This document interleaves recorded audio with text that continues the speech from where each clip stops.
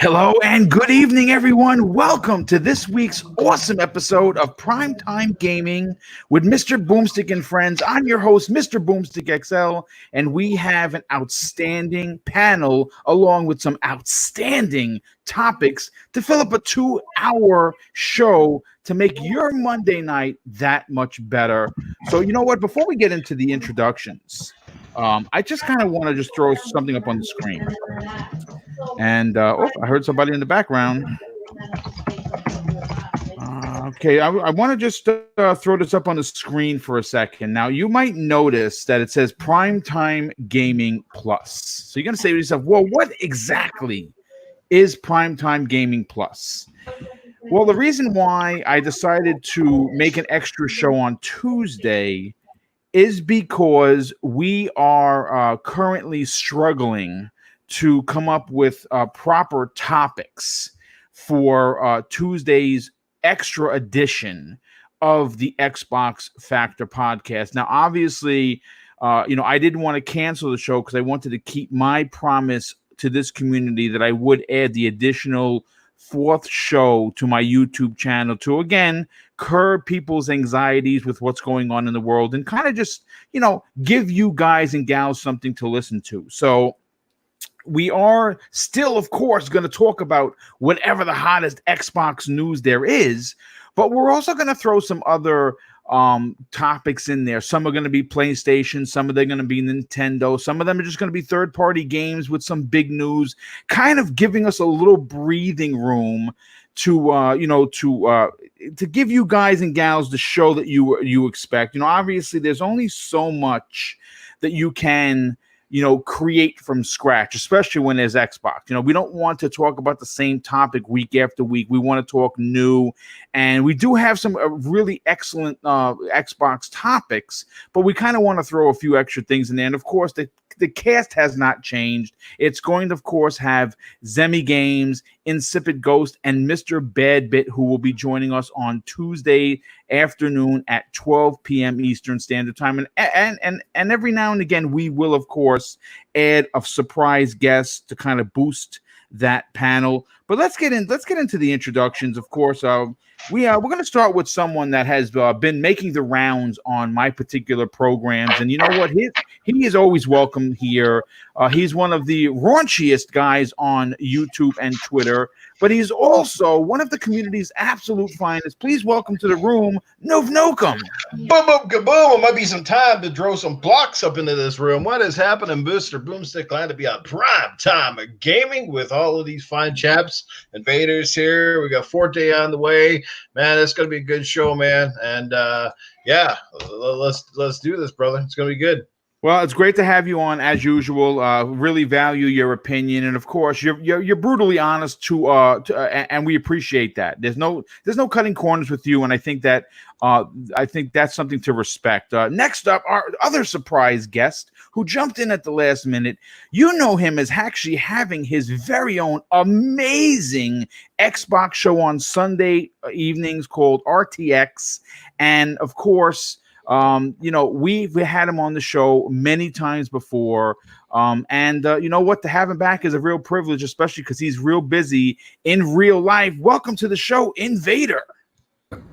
Hey there, fellas. Hey, Boom. Thanks for having me on. Man, it's such a great time always being on the show. Thank you very much for the invite. I love hanging out with all the cool guys you have on the usuals and guests. Obviously, my buddy Noof Nukem, my friend from the Game Dosage podcast, and also, hey, Cybernox, buddy. I'm glad to see you, and I can't wait to talk to our friend Gaming Forte and all these people in the chat. I'm happy to be here, talk some games. And yeah, guys, you can catch me always on the TXR podcast Sunday nights. I said it backwards. It's Shame always on me as a host. Oh, no, it's fine. Actually, it's funny. There's all these podcasts with like RTX, RDX, TXR. They all do sound kind of similar, but I get it. But anyways, guys, I'm really looking forward to tonight's show. We got some great topics like Noof said, and yeah, let's get on with this sucker. All right. Well, great to have you on. And dude, of course, you do run you have an amazing panel, dude. A lot of real smart Xbox dudes, led, of course, by Tim Dog himself, who will be a guest on Primetime Gaming on the 27th, which I believe is going to be next Monday. Tim Dog will be making his grandeur return to Primetime Gaming. So let's keep this awesome panel rolling. Next up, you know him as one of the community's finest as well. He is our resident everything knowledge when it comes to GameStop. He is the producer of his own fantastic content, but more so than that, this dude is on so many podcasts. Hell, I have lost count. Please welcome to the panel, Gaming Forte. Sir, I think I lost count too. Can somebody put a running tally up there? I don't know exactly. It's got to be at least 3 or 4 a week. I don't remember what happened yesterday. So, so your boy, Mrs. Forte was like, when I went back to work, she was like, "Listen, when you walk in this house, don't even walk 2 feet through this door without dropping those clothes in that dirty basket and go jump your butt in the shower." Yeah, I literally walked in the house at 7:45, and I was like, I gotta get in the shower before I jump on this show. So my wife was like, "I don't care what you got to do, you get in that shower." Well, when Mrs. Forte says something, your boy gotta listen. I would agree with that wholeheartedly, my friend. Absolutely. You know what the ladies tell you, Forte? If you wash your dick, you won't get sick. That goes both ways. There you go. But listen, it's great to have you here, dude. Obviously, we value your opinion as well. You are a serious cog to what keeps this show rolling, and you've been a part of it since its inception, and it is truly and greatly appreciated. Loving every minute of it. Well, thank you very much, dude. That's very kind of you to say. And certainly, last and in no way least, I broke his heart earlier. We'll talk about that in a second. He's our resident Cape Crusader who flew from Connecticut in the Batmobile to make sure he was here on time for Primetime Gaming. Please welcome Cybernox. Thank you so much, Boom. Always a pleasure to be here. What's going on, chat? Glad to be here with Forte, Noof. It's been a long time, and Vader, a really long time. And shout out to Tempest, doing things for his family, doing what he needs to do. That's right. And also, shout out to Mr. Boomstick XL for 4K subscribers. Here we go. Congratulations, thank you, sir. my friend. Thank you very much. Just another Monday. Let's start talking about gaming. Well, listen, it's hitting that 4K was a big deal. I've been doing live shows for just over 2 years now. My first video went live November 3rd of 2017. It's awful. In fact, it is horrendous, but it's still up there for you to point and mock and laugh at. And I leave it there for a reminder of where I was to where I am now. I think it's great to kind of go back and revisit of what made you where you currently are, so you never get too big of yourself. And, obviously, I built this channel based on the ideology of community first. And I think that I've kept up my end of the bargain.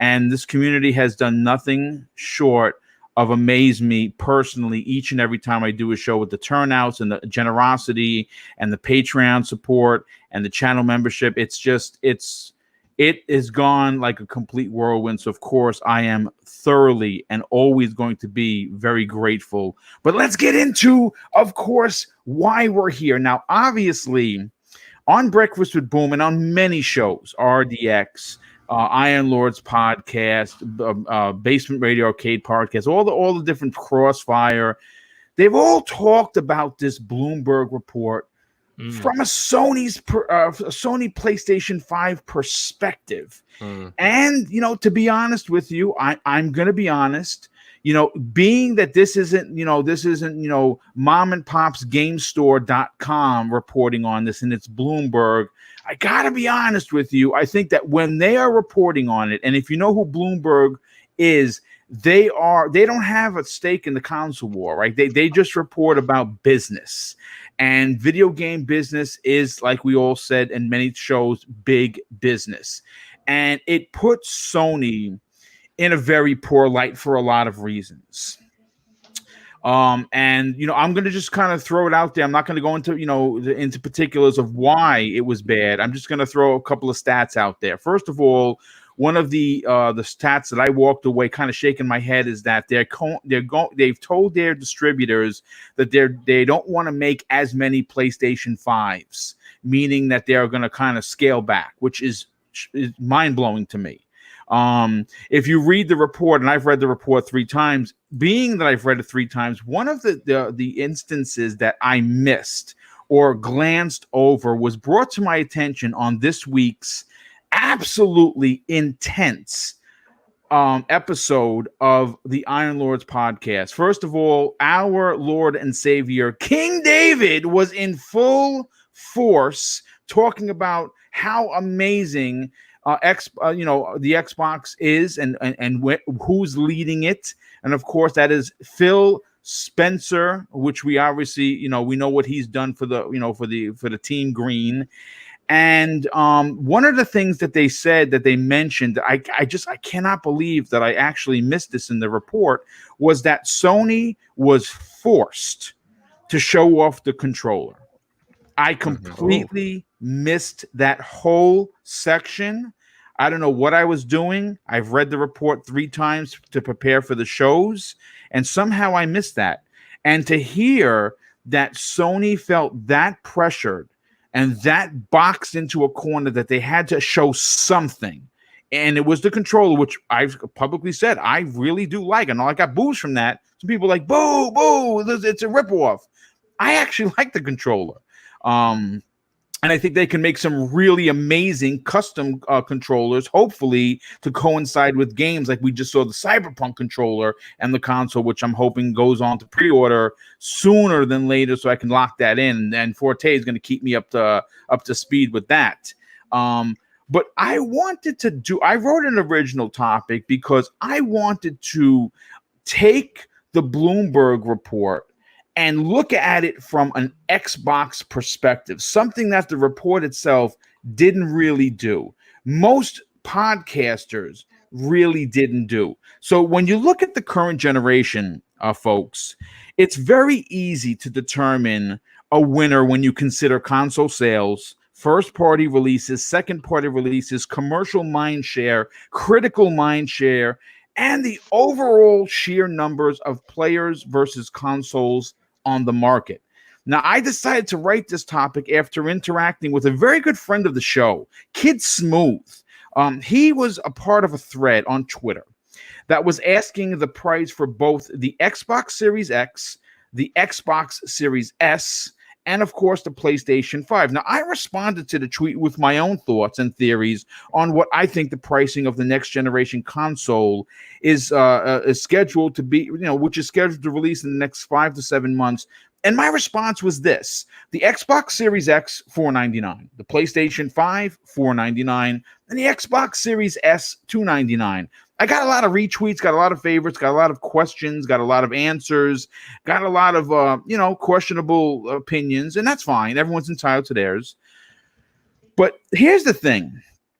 If this is how it turns out, the Xbox will not only have the power advantage, not only will they have the price advantage, but they will have the service advantage. That includes, of course, Xbox Game Pass and Project X Cloud. That seems to be the second coming, especially in countries that normally Xbox had no ground on whatsoever. And when you couple that with the 15 plus first-party studios, potentially the game advantage as well. And I say hashtag holy cow. And you know what? No one can prove me wrong at this point, because we do have a great idea of what's coming for the Series X and the Series S and its community in the next generation. Now, without sounding like an alarmist, it appears that Sony, in my opinion, and the PlayStation division is utterly unprepared for not only the next generation, but it seems caught off guard by the aggressive nature of Microsoft's hardware development team which they're obviously attacking next generation, which we think is going to be a two-tiered console approach. Now, I want to bring Noof Nukem into the conversation before I go any further. Now, Noof, obviously, I just shot off a salvo of missiles. Right now, again, I wanted to attack this particular Bloomberg report. Not so much from the Sony part. We've talked about that. You were a part of the conversation during Breakfast with Boom, which was a great show. And we broke down why this is bad news for Sony. But what we didn't do, and what we're going to do today, is why this is great news for Microsoft. And I'm interested to hear your opinion on the prices that I came up with, that a lot of people agreed with, and your own theory of going after the console. When you look at gaming overall, for any game system, the large percentage, the diehard gamers, are going to be considered the minority. I think that's a proven fact. The majority are, of course, the casual players. They buy 2 and 3 games a year. They buy the console because their best friend Johnny bought it, and he's talking about Spider-Man, he's talking about Halo, he's talking about Mario Kart, whatever. They went out and bought it because their friends are talking about it. Casual market. I'm interested to hear, do you think that this is something that could logistically really just throw Microsoft right into the lead spot from Jumpstart, with having a 2-tier attack?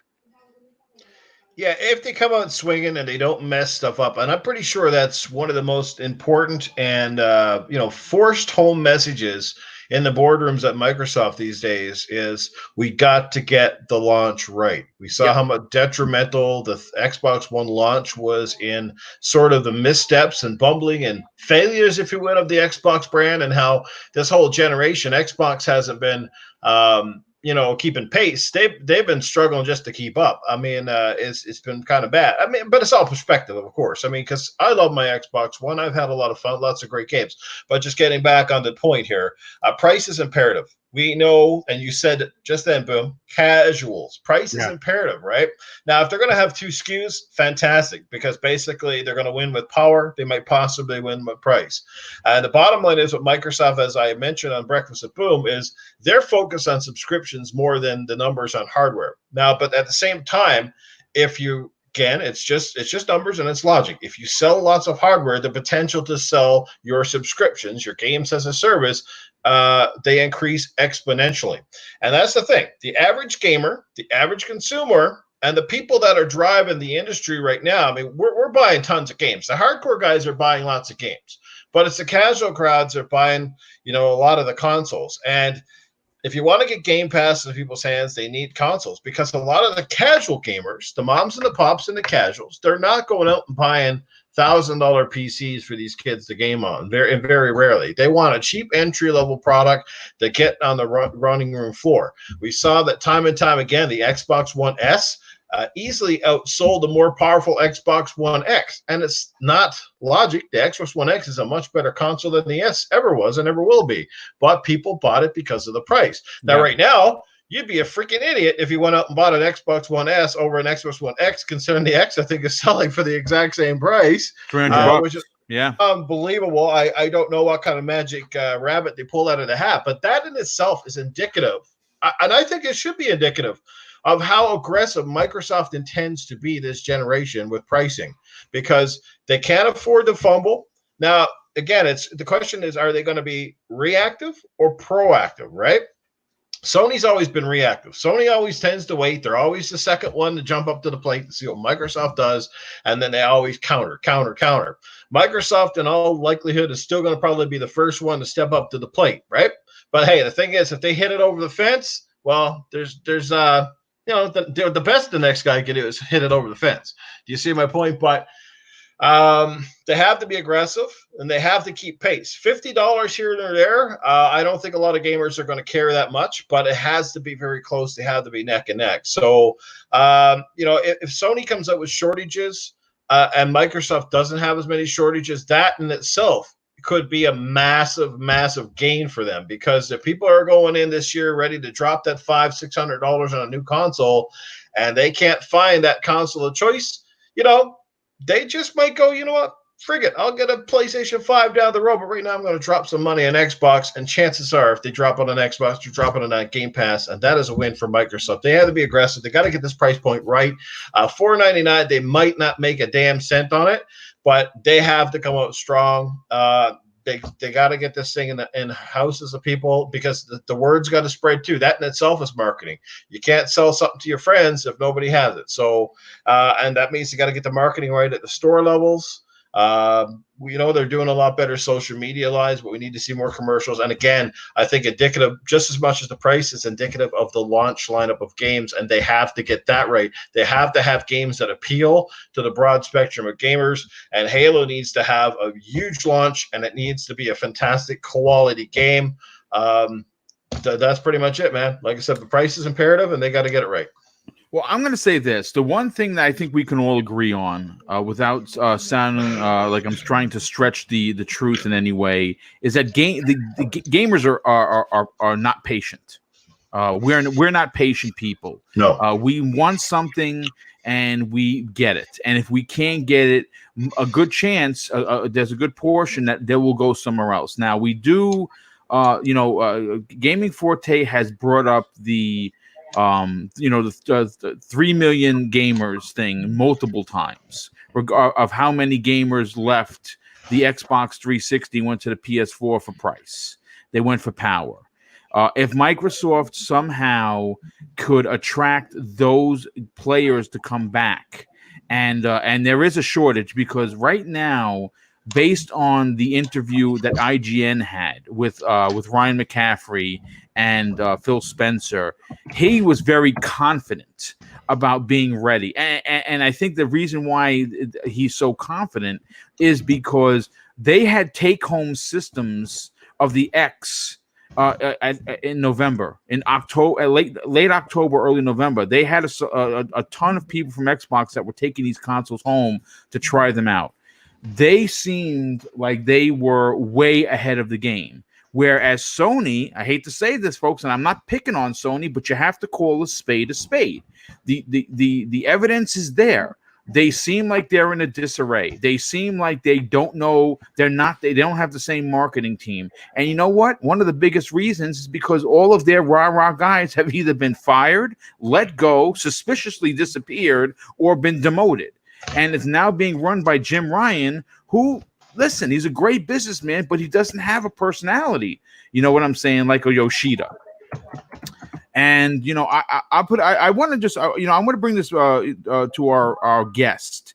Invader, you obviously, you run an Xbox show, and you, Tim, and, Southbound and the rest of your crew, you talk about Xbox. Now, quite frankly, there has been a lot to talk about. And, obviously, it's real easy to put your finger on the hardware. It's real easy to say, well, they've already shown us some games, right? We've seen, we haven't seen gameplay of Halo Infinite, but we've seen it. We've seen Everwild. We've seen Hellblade 2. And this May event is apparently going to tout the second part of the hardware equation, or enigma for some people, in the form of the Series S. And look, when Microsoft took 2013 on the chin, and they have slowly and methodically turned the ship around. That's all thanks to Phil Spencer's, vision for the brand. And, we know that they brought in Jared West in early December. We know that Cindy Walker was responsible for pushing Phil Spencer to show the console at the Game Awards. So, their marketing is 1,000% better than it was. For you personally, do you think that, even though he won't personally say it publicly, do you believe that Microsoft, but more importantly, Phil Spencer, has a win at all cost pricing mentality, looking to box Sony into a corner the same way they were boxed in 2013? Well, obviously, there are a variety of factors that play into this, but look, Phil knows what to do here, because he's been building up to this point since he took over a few years ago. He knows that the messaging needs to be on point, and he knows that he needs to be aggressive on the games, the price, a little bit of everything, to be honest, with the brand. If you look at what's been successful, like the past 2 console generations, then for starters, like the system price, it's heavily important. You look at, for example, the Xbox One versus the PlayStation 4 at the start of this gen, and Sony had a very attractive price point by being $100 for a slightly more, they were like $100 cheaper for a slightly more powerful console. And then you go further back, the Xbox 360 came out a year earlier than the PlayStation 3 and was easier to build games for. So price definitely right off the bat matters, and being able to build games for it as well, for the developers with ease, making it easy for them to program for.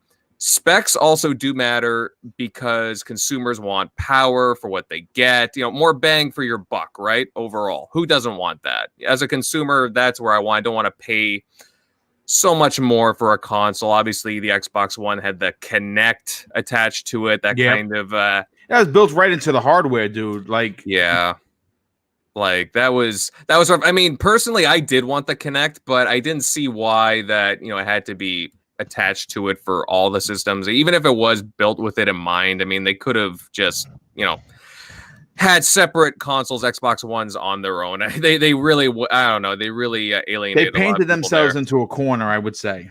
Yeah, they really alienated a lot of consumers that just wanted the box for itself. But but saying that the library of games is so critical, and having strong IP that are focal points for your console that help put forward the identity and overall image of the console, having your pillar franchises there along with new and attractive IP, I think Phil knows that he needs to have a mix of both the new and the old. Obviously, You mentioned Everwild, Halo Infinite, and Hellblade 2. And we're going to see more of that. I have a feeling that come May and June, we're going to see some maybe a reveal of some older IP revisited, and hey, definitely got to have some new ones, right? Now, could Xbox push them back? I mean, that's the grand question here. Maybe. Honestly, it's hard to say, but it depends on how much people value what Xbox has going forward. I mean, obviously, like you said at the beginning, I'm a part of an Xbox podcast. We're all big Xbox fans here, but it's hard to say, even with bias. I kind of have to take a look at the other side and be like, well, they have quite a stunning library of IP there. So, they need to draw people away from the PlayStation ecosystem. I mean, there's a chance, but Xbox really needs to showcase what they've been building upon the last couple of years. The services like Game Pass, the improvements to Gold, Project xCloud, the big and new old franchises. Their messaging just needs to be on point on so many levels. They need to be aggressive with the price point and match Sony. I don't think that they're going to be cutting below them, but no, I don't think they have to. I think as long as they could match them, they will have the power advantage. But if they do release what everyone has talked about, you've heard Dealer, you've heard Tim Dog. There's a lot of people behind the scenes that actually have insider tips, not Johnny from the phone book that they just made, that's going to make up something on Reddit. They actually know real people, and they believe that it's real, and I believe them. And I think that if Microsoft somehow pulls this off in this economy, in the current world situation, and is able to launch the X and the S at the same time, I'm not saying generation over. You'd never hear Sony is going to be in the mix. They're going to be in the conversation. But though I will let people know it is not going to be the same generation that it was that we're currently in right now. No. And the thing is, Phil knows a lot of the issues, what happened with the Xbox One this gen. They've gone through it. They've had all kinds of meetings. They've brought in people to address it. Like, obviously, Jarrett West. Again, a lot of people still don't touch on Jarrett West, and I'm so glad you keep bringing his name up. I mention him at least every other show because, listen, all I can say is this. I don't know. I know what the guy looks like. I looked up his LinkedIn. I know exactly where he's been, what he's done. but I can tell you as an Xbox 360 huge fan, and I supported everything back then, but I was a huge Xbox 360 fan. There was a tremendous difference in the cadence, in the way Microsoft and Xbox walked. When he left right before the launch of the Xbox One X, there was a void that was never filled. And obviously, the Microsoft Corporation, as well as the Xbox division, suffered tremendously for it. Now, you can say whatever you want. You can equate to when you feel, as an Xbox fan, you saw the turnaround.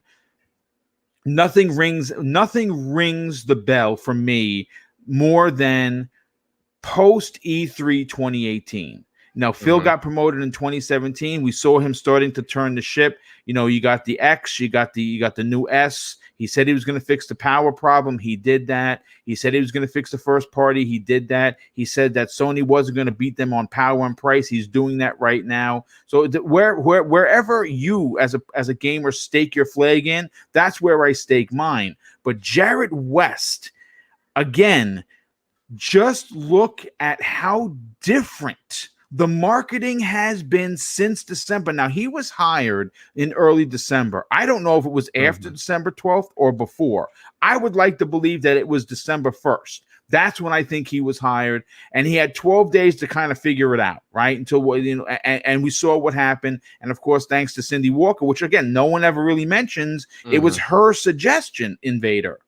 So there has been, I mean, listen, you yourself, again, you run your own show. You have to admit there has been a change in ideology at the way they market Microsoft. Oh, yeah. Well, ever since the Game Awards, there has been such a prominence, such a, you can tell that they're really going for it. The aggressive behavior is unlike anything we've seen this entire generation in beta. Exactly. So as soon as that happened, I mean, I thought they would have paused for a bit, but no, they keep talking and talking and talking. They're really strutting their stuff, and they're going all in now, leading up to these digital conferences coming up.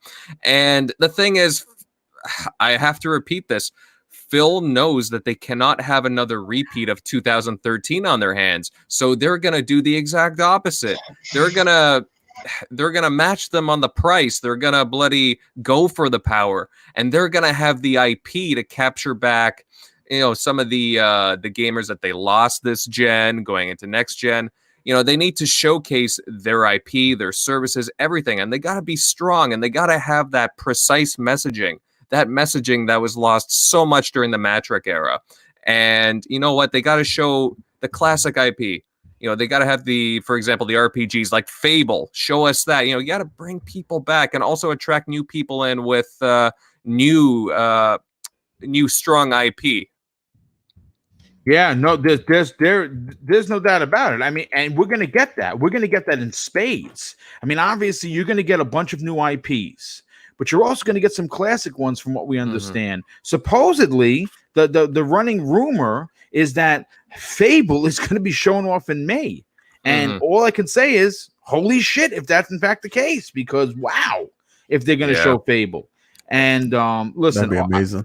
It's going to be ridiculous. You know what? Cybernox, let me bring you in on this conversation. You know, when you look back to the Unlocked interview, and I know that we might be retreading some of the conversation that we've had in past shows, but again, this is just my way of looking at the Bloomberg report from the Microsoft point of view as opposed to Sony. Now, one of the things that came out in the Bloomberg report that we've heard from other avenues is that they're struggling with the price, right?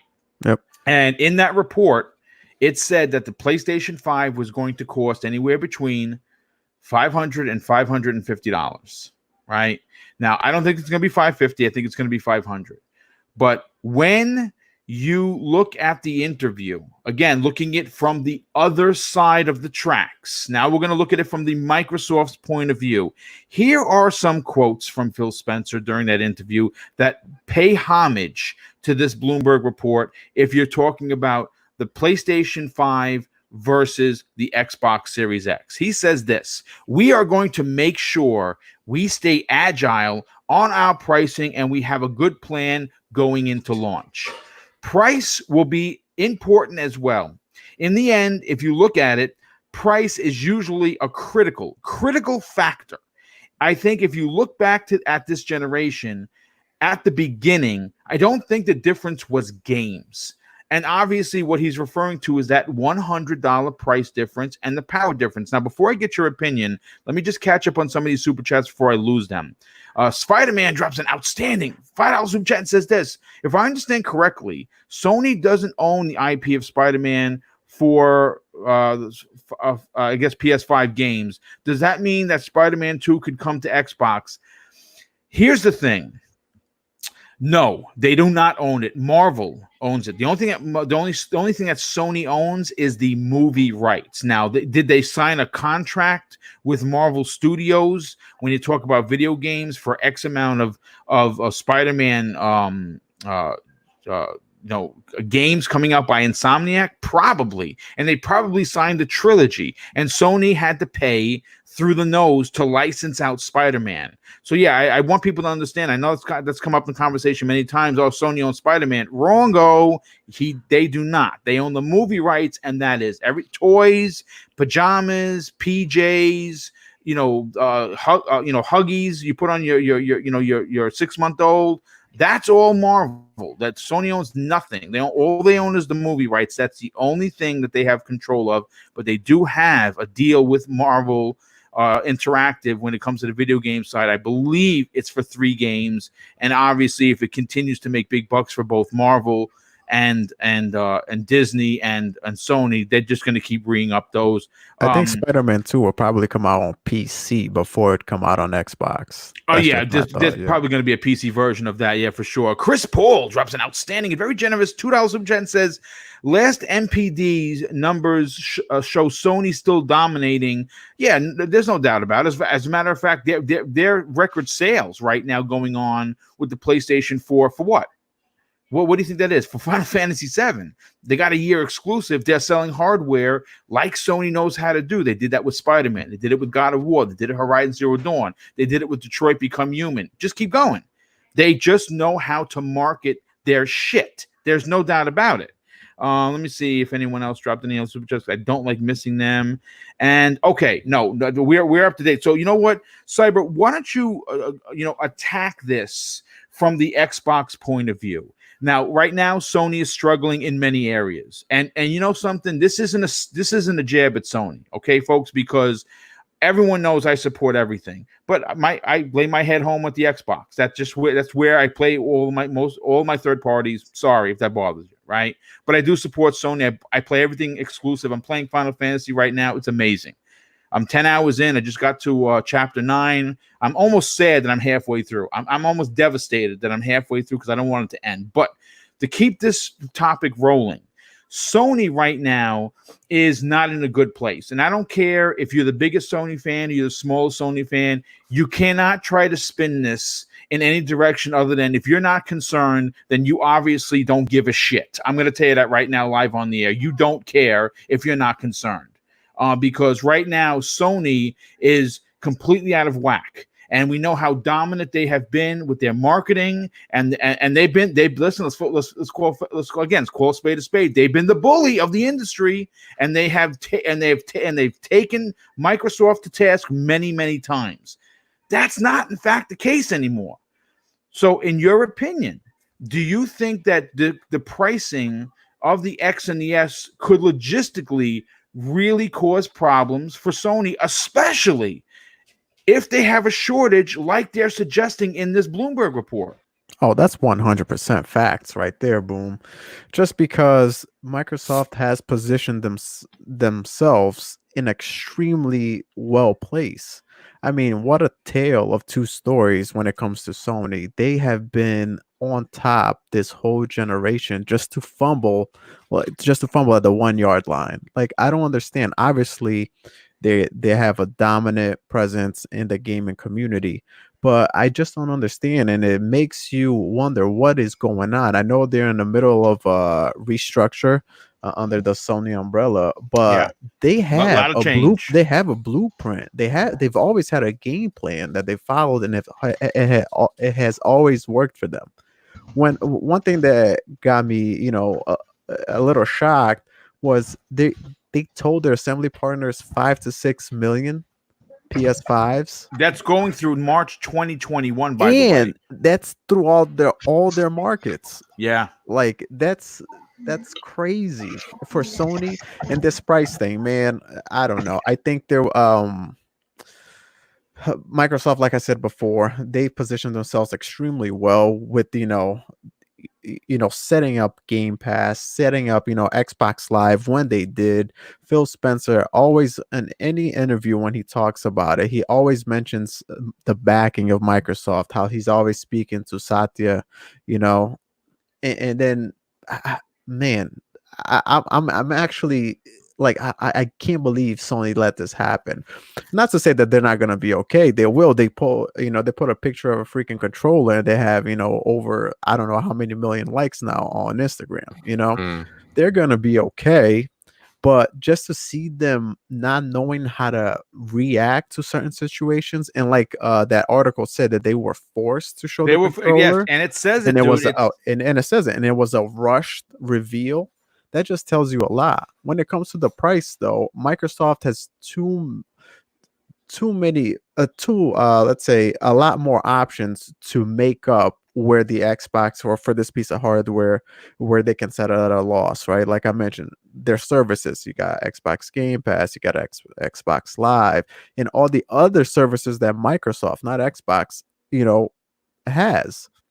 So maybe they will be willing to take a hit. And I think it's going to be a game of chicken. I don't know who's going to reveal the price first, but I think Microsoft will either match Sony's price or even undercut them. I it's agree. Possible. Yeah, I agree with you when you say that both consoles will be, $499. I think that's the sweet spot. But, don't be surprised for the lock if there is a Lockhart. I mean, I don't know. A lot of people say there is a Lockhart. Then you hear people saying that there isn't a Lockhart. Phil Spencer. Where do we turn? Exactly. Phil Spencer himself mentioned before that there were no other consoles. So we'll see. And he's been very transparent with us. Maybe there is a console, but it's not coming out this year or come out next year, or who knows, right? And for let's say for what that console is intended to do, which is market to the casuals, why not not take a loss or on the X for the hardcore, but you can take a loss and put the Lockhart, let's say at $199, not even $299. That's where you want to sell your most. That's where you want to sell all your consoles to the casuals. So I don't know, man. Sony right now, they're fumbling the ball. They're running still, but the ball is like they're juggling the ball, on the way to the freaking to the touchdown. So it's like, man, I'm not sure, but price wise, I think $499. Microsoft is in a way better position than Sony is at this point, especially we knowing from that article back in a few months ago where they said the manufacturing cost for the console was $450. Yeah. So they're already taking that a lot. And it's gone up according to the Bloomberg report. It's gone as high as 480, 487. And one thing for Sony, and especially for their PlayStation brand is probably their main concern for Sony now. That's their most profitable division. So at no cost do they want to sell that at a loss, so them selling it at a loss would be detrimental to their whole team, I think. But being in the end, if you say, oh, they're going to sell it at a loss now so they can make it up later.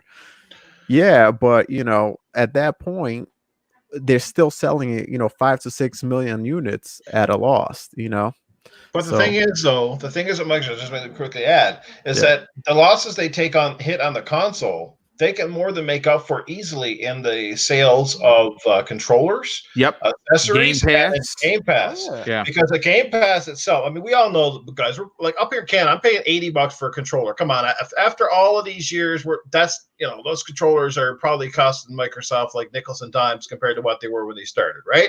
So they can make it up on the controllers, and Game Pass is going to be huge, especially with the xCloud, because if people that aren't even invested in the console ecosystem, they're going to subscribe to to xCloud and Xbox Live and Game Pass because they want to play it on their phones. And the market that has not been tapped for Microsoft largely, this is a big reason why there's a big differential in the consoles sold, because Microsoft cannot crack the Asian markets at all. Like they tried and have failed bad. Like I saw one of the latest reports, they literally sold 31 consoles. Yeah. 31 guys. Okay. Yeah. So like they might not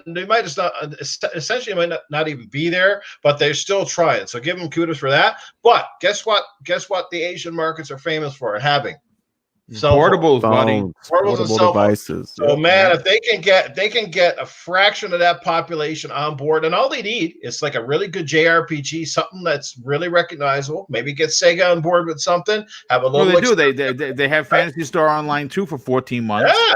And they have Crossfire X, which is being it's not what they currently have in Korea. The Crossfire X is being redone from the ground up, and it's and Remedy is doing a single player campaign. And right now in Japan and in many of the Asian markets, they just launched Game Pass. Why? Well, because Project xCloud is doing better than they thought. In Korea, it's unbelievably successful. Mm-hmm. Yeah. And now another thing too is if you get both of these consoles at the same price at $499, Xbox is gonna throw Game Pass in there. We're here in 3 months. We're here in 3 months. Yeah. So you're already gonna get all of their lineup. You're gonna get Halo already day one. Exactly. You're gonna get so many games day one. You can buy that console and you can go turn it on and download from a catalog of over, let's say, 200 games. But not even that, Cyber. All of the launch games, how many that's going to be, whether that's 2, whether it's 10, whether it's a couple of AAA, it's a AA or 2 and a bunch of indies. Going to be in that box. Halo Infinite is going to be on that box. Oh yeah, it is. Yeah, you know what I mean? It's like they position themselves very well. At one point during this generation, they said, "You know what, guys, we lost this battle right here. Yep. Okay, we lost. Let's take it exactly how it is, but let's focus now on what we have to do." And to go to Invader's point, I think when he was talking, when Phil Spencer, when he told the engineering team about the Series X, he says, "Guys, this is what I want. Okay, this is what I want in the box. The design will work on it later, but this right here, these components, this is what I want. I want this to be a gaming first machine." Yep. And then they worried about the designs and how the machine is gonna look. He said that in the interview. Yes. Yeah, no, I mean, listen, they position themselves very well. They're hitting all the right chords. I want to close out the topic with bringing in Gaming Forte because, again, this is a gamer who not only has an incredible YouTube channel, not only is he on multiple podcasts constantly giving his opinion, but he's in the business of video games. And, Forte, while console design, specs, services, and games all have a huge role in the so-called winning over the, both consumer bases, it's the ticket price that's going to be key at launch later this year. Now, my question to you is very simple. Does Microsoft currently have, with what we think we know, meaning a 500 maximum box in the X and a consumer-friendly box in a particular time in the world where money is a little more tighter, and maybe a $300 console that's $200 cheaper than the PS5, and of course the Xbox is more appetizing or appealing to that said gamer? What are your thoughts? Do they have the winning combination, and are these 2 1-2 punches that Microsoft are throwing going to cause problems or issues for Jim Ryan led Sony? So a lot to unpack when it comes to this, because every last one of you guys had some really, really good points about what was going on here. I'm gonna come at it from another angle, and you guys bring me on here so I can be honest with you and everything, so I can tell you exactly what I think when it comes to this situation. I think Microsoft, yes, you are right. They are in the perfect situation. They have set themselves up to be in this position starting all the way back in December. The messaging, the conversations that they've been having, the rollout of the features and the availability of them showing the system has done nothing but give them positive press, and it's put them as the leader in mindshare when it comes to next gen, when it comes to the systems that are coming out. We're still waiting for more information on the Xbox, where we pretty much have a plethora of information on the Xbox, on the PlayStation, when it comes to the plethora of information we have on the Xbox side of it. But all this has done, and I'm being 100% honest, all this has done is basically bring Xbox and Microsoft and Xbox even. Yes, I agree 100%. That's a great call. That's all this basically is done, because PlayStation has had this predominant stranglehold over this whole generation. All they did as of right now is bring us even, which is very remarkable compared to we really haven't seen what we're getting with this next system. We know the games are coming. We don't know what games are coming. We know we have ideas of the games that are coming, but the fact that they have brung this much excitement around a system and we don't even know what those games outside of the big ones like Halo and stuff are, that's pretty remarkable. So for me, PlayStation is sitting at 109. The reason I think PlayStation is going the route that they're going, I've been thinking about this for the last couple of days.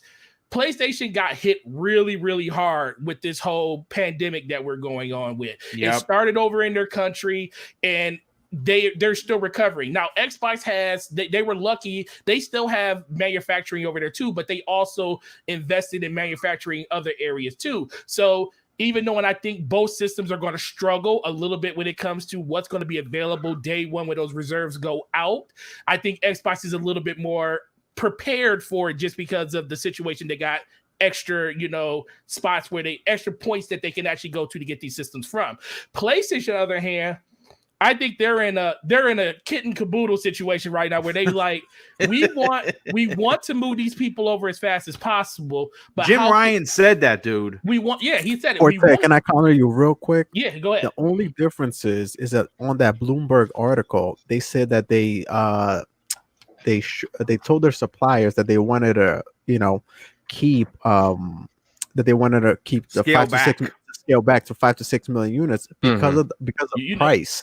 No, you want to know why? Let me tell you why they want to scale back. Price is part of the reason, because everybody's outbidding everybody for all these parts. Yep. And that's not just the console manufacturers. You're talking about Apple, Samsung, and everybody trying to get these components for phones, anything they could pretty much put them into. So price is a premium for a lot of these components that are going into these systems and into any hardware that you buy from in that area. But this is why I really, truly think Sony's doing what they're doing. Right now, Sony is at a disadvantage where they know they can't keep up with demand of what the PlayStation 5 is going to offer. Can we all agree that no matter how many systems these manufacturers between Xbox and PlayStation put out, they're going to sell out. If they put they put 10 million out there, all 10 million are going to sell out for both of them. I think PlayStation, being a global brand that they normally are, they're looking at it like the projected number that we could put out into the ecosystem is going to be half of what we thought we can do. Yep. So they're saying to ourselves, like, what can we do to mitigate the losses that we're going to have with PlayStation 5 by not being able to get as many out in the ecosystem as possible? In comes PlayStation 4, because the number one selling console of all time, right? Well, not all time, but number one selling system this generation. And they're saying, let's scale back on PlayStation 5 and let's push forward with PS4 to mitigate the losses that we're going to have for not having enough PS5s in the ecosystem. That's why you don't hear a lot of conversations about PS5 right now. That's why they keep talking about all the PS4 stuff that's coming, game related and everything, because guess what happens when you start talking and you officially launch and say, this is our system when it comes to PS5? Sales for the PS4 will drop to the ground. Yep. They'll still sell some, but they won't sell nearly as much as they're selling right now, because people will know officially that system's officially coming. They know the name of it. They know the games that are coming with it. So that system becomes the next golden goose that everybody's looking for. Didn't they technically do that with a controller though? No, they did, because just showing a controller is not showing a system. Yeah, but you're still showing a PS5 controller. But nobody knows but when you show a system, you're showing games with that system. You're not going to show just a system and say, okay, what am I going to play with this? Microsoft has already conditioned its gamers to look forward to hardware. They don't have to show games to us no more, because we look at, granted, games are what's the most important thing that you should care about the most. But for Xbox, it's just like with Game Pass. Most of us have Game Pass. We don't know what game. We know first parties going to go in there, but we don't know what third parties. Every month when that new list comes out, we get excited when we see what third party games get added to it. But you gotta have a strong launch lineup. We also get sad when the games leave. Yeah, and we get sad when the games leave. So Microsoft conditioned us to say, hey, we don't really care about all this other stuff that's going on. We just want you to know this is our system. It's the most powerful system ever. That's their narrative. Sony's narrative has always been the games that are coming with the system. And once they start talking about God of War, Spider-Man, all those games that's launched with the next system, the whole narrative of their generation, we officially launched the next generation, because Microsoft has launched into next generation already. Sony has not done that yet because they haven't talked about next generation on that type of scale yet. So I think they're scaling way back, saying we'll sell PS5s this year, but when PS5 is officially ready to roll out to the masses, they're going to wait as long as they possibly can. You probably won't hear anything till June about PlayStation 5, because that's the moment that they say we're like almost at a moment of no return. Then we have about the system, because if we don't, we won't have enough time to drum up hype. But as of right now, we're going through a pandemic. Think about it. I work at GameStop. Why is GameStop open right now? Because all of these people are going out and buying all this hardware that technically you won't even need in the next 4 to 5 months. That's the reason they're doing it. You guys think there's a potential as well to keep the numbers low, just in case there's an extraordinarily high failure rate, because we're obviously hearing about the overheating issues? That too. That's definitely think about it. Yeah. That's another way to look at it too. But like I said, it's all about how do you mitigate losses. If a person tells me, hey, we projected to sell 17 million systems over the first 2 years of the system, but we scaled that back to 5 million to 6 million or 7 million. At me and as an investor, how are we going to make that money up? How are we going to get all of that money back into the ecosystem? Well, you're not going to do it if you're not selling the system. So how do we say, let's lean back on our PlayStation 4, drum up more excitement around that system, and we'll just launch and project the PlayStation 5 a little bit longer down the road, like the middle of the summer, versus like they did with the PS4. They started that in February. So let me ask you a question. For Ghost of Tsushima, when is that? It was supposed to be June 26th. June, right? So you think they'll announce that after August? Ghost? You know what? I actually pulled an article. I didn't pull it for today. I was actually going to use it for Breakfast Boom, because I have to get a little bit more information. There's been 2 articles that released that are very interesting.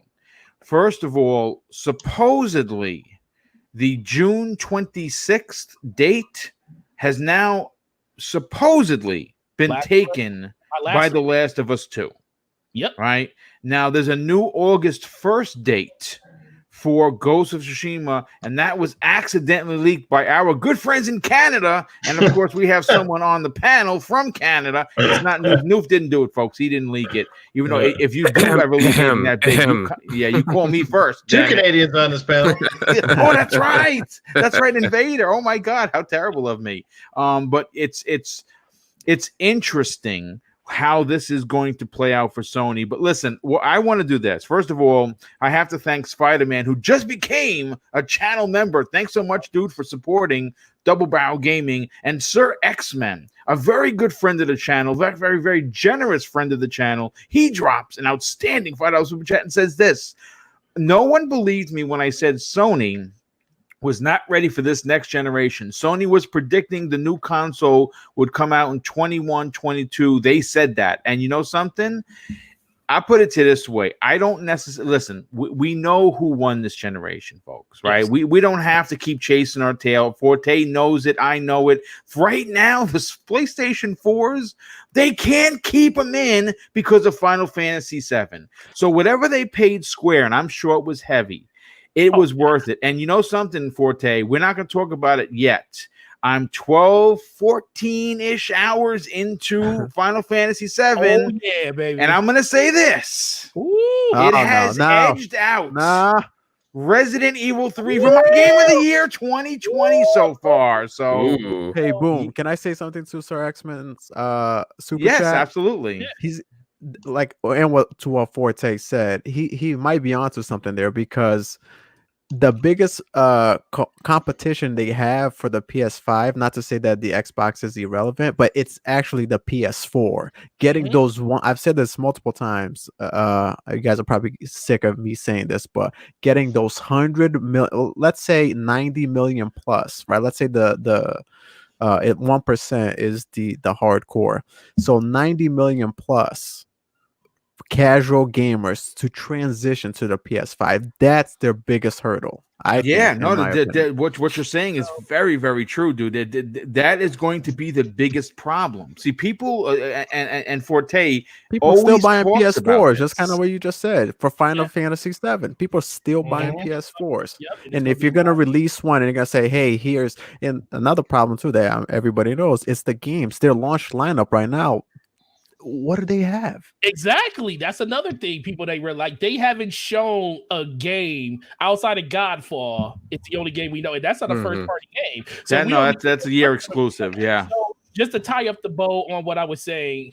I think Microsoft's in a perfect situation. They basically run themselves even. People don't want to hear that, but Microsoft pretty much is playing even right now, because I feel like the biggest thing they need to do is get as many people thinking about Xbox as they can, because what happens is 15 million of those people, all they got to do is get them, because they're going to probably buy both systems again. The only difference in this generation and last generation, Xbox didn't give people a reason to own an Xbox early in the generation. Yes, sir. By the time we got late in the generation, people are like, well, I already amassed most of the games that are on Game Pass on my PlayStation, so there's really no reason for me to come over to Xbox, even if it's for Game Pass itself. But when you start a completely new generation, that's a completely new mindset. Now they're looking at, when I pick up that new Xbox, I don't have to buy games for that new Xbox because those games are already there. I'm not losing anything. I'm losing from my PlayStation. I can come over, and when my friends want to play PlayStation games or those PlayStation things start coming out, I still can go back to PlayStation and buy. That's why I think there's really no way that Microsoft can really beat Sony, because their worldwide appeal. Not in console sales. Not in console sales. That's not where they're going to win. Just like 360. People say 360 won last generation, even knowing the Wii kind of won it. But when you talk about hardcore fans, they say Xbox won because Xbox had mind share. Yeah. They technically were third place. Not by much, but they were third place behind a few million consoles. Yeah. And it was like 3 million, something like that. Is all they need to do, get mind share. The more mind share they have, it doesn't matter if PlayStation outsells them by 10 million next generation. They just need to get people saying third-party games are better on Xbox. I'd rather play my games with my friends on Xbox Live than play on PS Plus. And that's the things they need to do. If they do it, they'll be fine. Yeah, but it's about keeping momentum too. That's the thing, right? Because Microsoft started out, actually, despite the blunders, they started out a lot stronger at the start of the gen than they did, like basically tailing off in the last 3 years. Exactly. Because there was virtually nothing to get really excited about. They finally gave us the hardware. They got us excited with that, but then all the games kind of trickle. Like what's been the Xbox's biggest surprise hit in the last couple of years? Maybe Sea of Thieves, which I think has actually done quite well. Yeah, I think it's done solid numbers, but Sea of Thieves continues to be that one game that sort of came out that you still see a lot of people playing, a lot of people streaming. So I'm thinking that's kind of been their one game that sort of kind of did well for them. But like Sony's had, like, again, banger after banger after banger. Yep. Like they didn't let off the gas. Like even now they had a bit of a lull last year, but it's kind of picking up again with the with Final I mean, Fantasy again, coming, right? to Noof's point, if you look at what they have this year, even with the pandemic, even with the delays, the PlayStation 4 is going to close out this generation with Final Fantasy 7. Yes, I understand that it's not an exclusive, but it is now. It is an right? exclusive right now. Right. So let's just take a look at. I'm going to take 4 games. Now, these may not be games for you, but they're games for someone. So bear with me. To start off the PlayStation 4 this year, right? We have Neo 2. Now, Neo 2 may not be your bag because it's very Souls-like. Now, I played it, the first one, like Onimusha, and I loved it. I put like 90 hours into it. I got to the last boss. I could not beat him. I will eventually go back and try and beat him, but I spent 90, loved every brutal minute of that game to the point of controller throwing, but I still thugged it out. So they got Neo 2, right? Final Fantasy 7, pardon my French, I'm not even going to curse, effing masterpiece. A masterclass game design, and this is coming from someone who loves not all Final Fantasy. I hate most of Final Fantasy, but 7 is something important to me. I beat it in Japanese. I beat it in English. I'm playing through this, and I'm going to play it through on the Xbox when it releases next year. That's how much I love this game. And then you have the 2 big ones, the 2 bookends that are coming out at the end of the year. You have The Last of Us 2. Again, I haven't played it. I can only tell you what I've seen. Most of us have seen. It's going to be an epic romp. And then, of course, Ghost of Tsushima. It could fall completely on its face. I'm telling you, I doubt it. It looks like it's going to be, because I like Tenchu. I'm not sure how many people know what a Tenchu is. That was a game made very popular on the PlayStation brand. And it looks like it. It plays like it. And it's samurais, and it's one of my favorite genres. That's why Onimusha is one of my favorite Capcom games. This is checking every box for me. Those 4 games are going to close out the PlayStation 4. Now, I'm telling you, that's great, and that does not give them an excuse for how they're going to start the PlayStation 5 generation, which I believe is going to be a stumble. Now, is it going to doom Sony? I don't think so, but I think that this is not going to be the same generation where you're going to see Microsoft releasing AA and single A games. They're going to have games that are going to go toe-to-toe with Sony's, and it's going to be great for everyone. If you are a supporter of all 3 consoles, my God, you're going to have a great 2021, 2022. The only thing you're going to be is poor because you're going to want to buy everything. Oh, yeah. Yeah, for sure. So, yeah, start saving, hook on the corner, collect cans. Don't do any robberies, Don't do any criminal stuff. But hooking is kind of being a criminal. But whatever. I mean, you can do it on Craigslist. No one needs to know. But listen, just start saving your gift cards, put them away in your underwear drawer, and save it for a rainy day. But I want to move on to the next topic. But before I do, I have to welcome in 430 people live in the chat watching us live. And that is damn amazing. But real quick, I have to thank a very good friend of the show who's here each and every week, who's always here in the chat first. Nightwolf 3186 drops a very generous and outrageous $10 super chat and says this: fun topic I'd like to hear. With rumors of an Xbox Japanese company, what if that company is someone like a Capcom/Crytek and they announce a new IP or something as an Xbox exclusive? I'm going to be honest with you. I think that Crytek is currently hiring for a AAA game. I don't think that's Rise 2. Sadly, I wish it was. I wouldn't be surprised if it was Capcom, but I'm almost positive that it's not going to be Capcom, that it's going to be the makers of Bloodborne. Not that we're going to get a Bloodborne. I think we're going to get a type of game like Bloodborne as an exclusive, a real exclusive, meaning that it'll never release on the PlayStation, and that's going to be announced at this upcoming May event. Again, I'm just calling it now. If I'm right, great. If I'm wrong, which more than likely from Software, from Software is going to do an exclusive for Microsoft. Just in, boom, Ballbuster Deluxe. Yes. So I'm calling it. But you know what? I want to talk about a game that's going to be big whenever it comes out.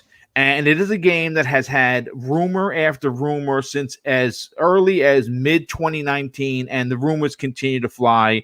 Though this one is a little bit more concrete, and it's going to probably piss a lot of people off. Grand Theft Auto 6 will reportedly be a medium-sized title at launch, and it's going to be supposedly expanded over time with regular post-launch updates, and the game is supposedly in very early production. Now, I'll say this: another podcast, another Grand Theft Auto 6 rumor, and if there's one thing that gets gamers on every platform excited, it's the idea that a new GTA is on the verge of releasing. Now, we've heard that GTA 6 was going to be a PlayStation exclusive for PlayStation 5, and it was locked up for a year, and of course, that's not happening. Also, it's not launching anytime soon. As a matter of fact, I think that the earliest we're going to see this game is probably in late 2022, potentially March of 2023, which is 3 years away, folks. Now, I will say this, and I think most people in the chat, near 430 people, mind you, and everybody on this panel, with the loss of Dan Houser, I think that this is going to be monumental for Rockstar as a company. I'm not saying that the wheels are falling off the wagon. I'm saying that Dan Houser was, even though his brother is still there, the brainchild behind everything at that company. And we have heard that Take-Two Interactive wanted Rockstar to take on more projects. And there were tons of talks concerning work conditions that were reported by the ex-Kotaku's writer, Jason Schreier, because he recently left. And in his latest report, Kotaku apparently got its hands on some internal emails that shed some light on exactly what is going on at the company that was made famous thanks to Grand Theft Auto 3 on the PlayStation 1. Now, here are the quotes from top Rockstar executives, and we're going to start with Jennifer Kloeb, who sent out an email, an internal email to all Rockstar staff with the list of bullet points initiatives to improve Rockstar's culture, which apparently has been for many years a crunch culture. And people are burnt out, and people are crying in corners, and people are quitting, and they're losing people left and right. So they had to make some changes. So here's what the email had to say. In the last several months, we have undertaken a lot of work across every area of the company, looking at our processes to determine what works and what doesn't, what we are great at and what we could improve. We hope that the majority of you have felt some of these positive changes already, and those who haven't soon will. We have taken conscious steps to improve our approach to developing games in order to reduce the need for overtime. We realize we still have plenty to do in this area, and will continue to take steps so that we can more accurately predict and schedule games and DLC in a way that is more suitable, but still allows us the creative flexibility to iterate on the incredibly ambitious and complex games we make. This is coming off of the latest crunch culture investigation that has been unearthed, and big changes at Rockstar, and with, of course, COVID-19 crisis still causing mayhem throughout the world, production has slowed to almost a crawl. Though according to the article and the internal email, the slowed production is expected, and now all of a sudden, the safety and well-being is certainly more important than a rushed GTA 6. Now, before I continue, I want to go with Noof Nukem. Noof, here's the thing. There is a lot to unpack on this particular topic, but more so, I think that as a gamer, there are two ways you can look at this. Grand Theft Auto as a game, when you look at Grand Theft Auto 5, is probably one of the biggest games this generation. And I'm not talking about how many copies it sold. I'm just talking about the size of the game is tremendous. So when they say a smaller size, there were a lot of people that were, you know, the torches and the pitchforks came out and said, wait a second, you're going to DLC us to death. But even if they released a Grand Theft Auto that was half of the size of GTA 5, I still think that there would be plenty for gamers to sink their teeth in. And to be completely fair and honest, through DLC, now how that's gonna work, I don't know.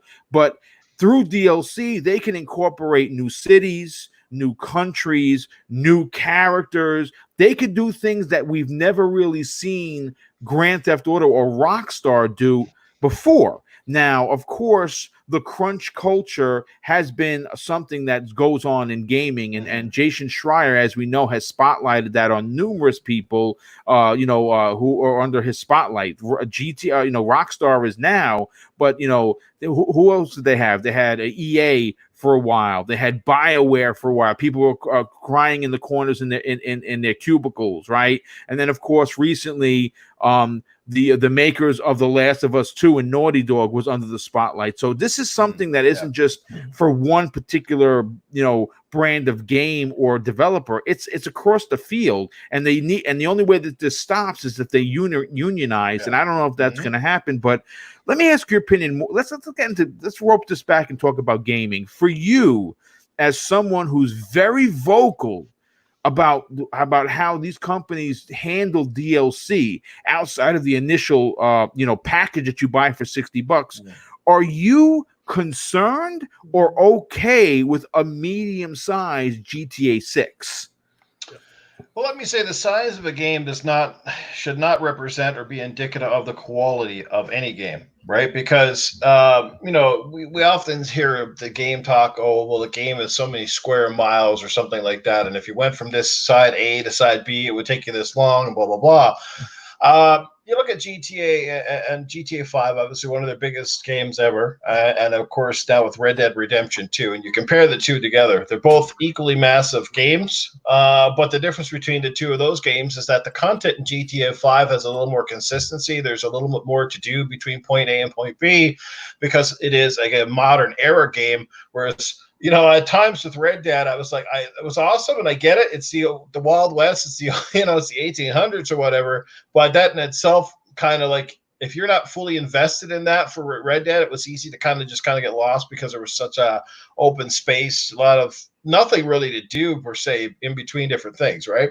But I mean, I'm out. Look, it is Rockstar right now. Look, man, the tits on this cow have dried up because they have milked it so much. You know what I mean?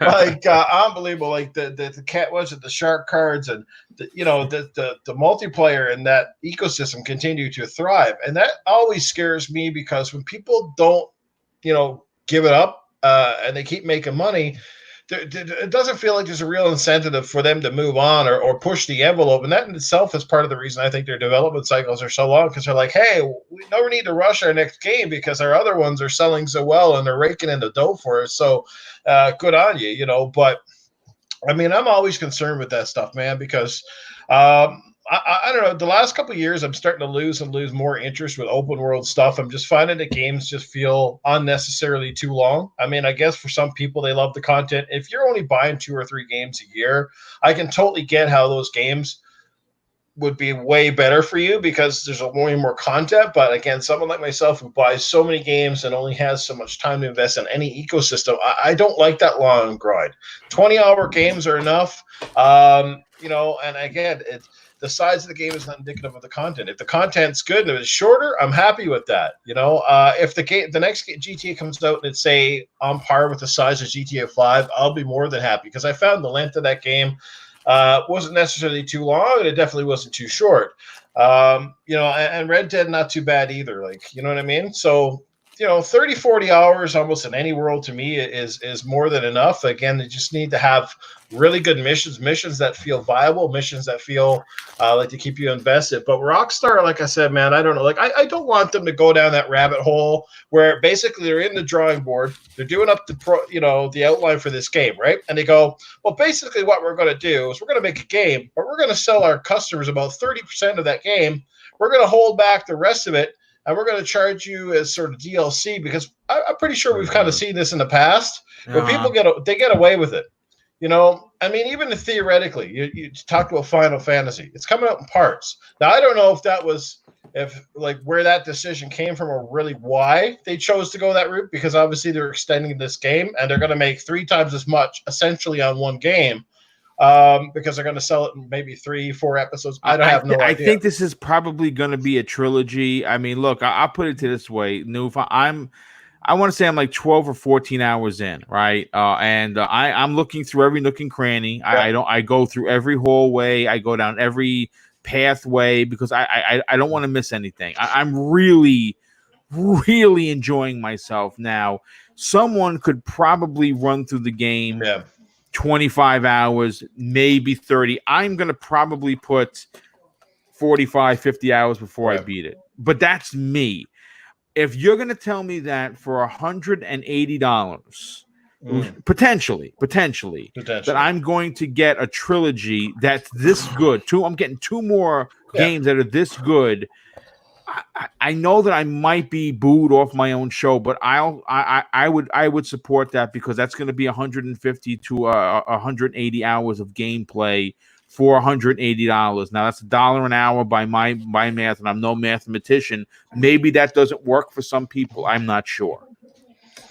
Yeah, but I could definitely, maybe that's just the way they had it planned because it's such a massive story. But I can see a lot of companies sort of running with it and trying to see how far they can stretch that envelope. It's basically, like I said, developing one game, but splitting it up so that it starts to become like episodic content. And they're basically doing that because they can maximize sales and they can make more money per investment, because we all know that these games now are costing way more than they ever did in the past, and game prices themselves have not gone dramatically up. I mean, the value that we get for our buck now is far beyond any value we had in the 16-bit era, when you could beat a game in 4 hours or 5 hours and you paid $60, $70, $80 for those games back then. So I'm just always worried, just where this industry can take us at times, because Activision have been known Activision and EA, especially the 2 main culprits of basically selling us back content and DLC that's already on the disc and trying to make extra money. And gamers are, like I said, depending on the game, a lot of people will fall for it. They just buy into it. Like, honestly, at this point in time, you could literally sell a literal bag of dog crap with Call of Duty on it, and it would freaking sell. It would probably sell. They'd probably sell 1 million bags of dog crap if it had Call of Duty's name on it, because that game just staggers me how it just never seems to stop, right? But I'll let everybody else take the floor on this. I just hope they give us a great experience. They keep it in line, and it doesn't feel like all of a sudden they have a game that's ready to go like a year later. Oh, well, here's the other part of this game, which technically should have been in the first part. You know what I mean? Yeah, no, I mean, it makes a lot of sense what you're saying, and I hope that's not in fact the case. But on the same note, I do have to admit, I hope that we're not talking, what we expect with Square, that we're waiting 3 years for Final Fantasy Part 7 Part 2. I'm going to be mad as all hell. I'm not even going to lie. But, Invader, I want to bring you into the conversation. But before I do, let me just catch these 2 super chats. Sir X-Man with the outstanding and very generous once again, his $2 super chat. He says, Rockstar needs to give me a new Midnight Club. I say definitely. And the Board Game Renegade, hey, dude, long time no see. Welcome back to the show. He drops an outstanding and very generous $2 super chat and says this: have you tried Slay the Spire on Game Pass? It's great. You know what? No, but I've heard other people say that. Now, Invader, let me bring you in a conversation. Now, obviously, you heard what Noof had to say. We're always walking a razor's edge when you're talking about content for a game. What's in the disc? What's on the disc? What was purposely left off the disc? Is there some nefarious, shenanigans going on? Because Rockstar, we know they're great game makers, but 2K, their parent company, we know that they're a business and they want to make maximum dollar, and they do when a Rockstar game releases. But with that said, the ideology of a smaller, more reserved Grand Theft Auto 6 with the potential, and there's no doubt about it. I'm going to say with the potential, with the fact that there's going to be other DLC in the forms of whether or not that's added and they're going to make the money on the back end through GTA Online, or it's going to be paid DLC. I mean, that could very well come into play. We don't know. Hey, listen, there's another 90 hours of gameplay, and PS, by the way, that's $40. We don't know how this is going to go. For you personally, do you have an issue with them basically requiring them scale back because of the crunch culture investigation that was just, put out there for everyone to know? Oh boy. Well, kind of a lot to this, but honestly, I would rather them take their time. I mean, obviously with the whole crunch thing that was reported with the studio, I would just rather them not rush out something. I'd rather them take their time and just, I guess I'm more of the traditional game guy. I like having the complete package personally. I don't really like the idea of piecemeal games when they launch. I mean, if their idea is to have a smaller GTA in mind for GTA 6 and the quality's there, the missions are there, I don't have a problem with that personally, as long as I see the effort being put in there. But at the same time, like, I would just much prefer to have them take their time before before a full blown release is there. So, it's able to be played safe.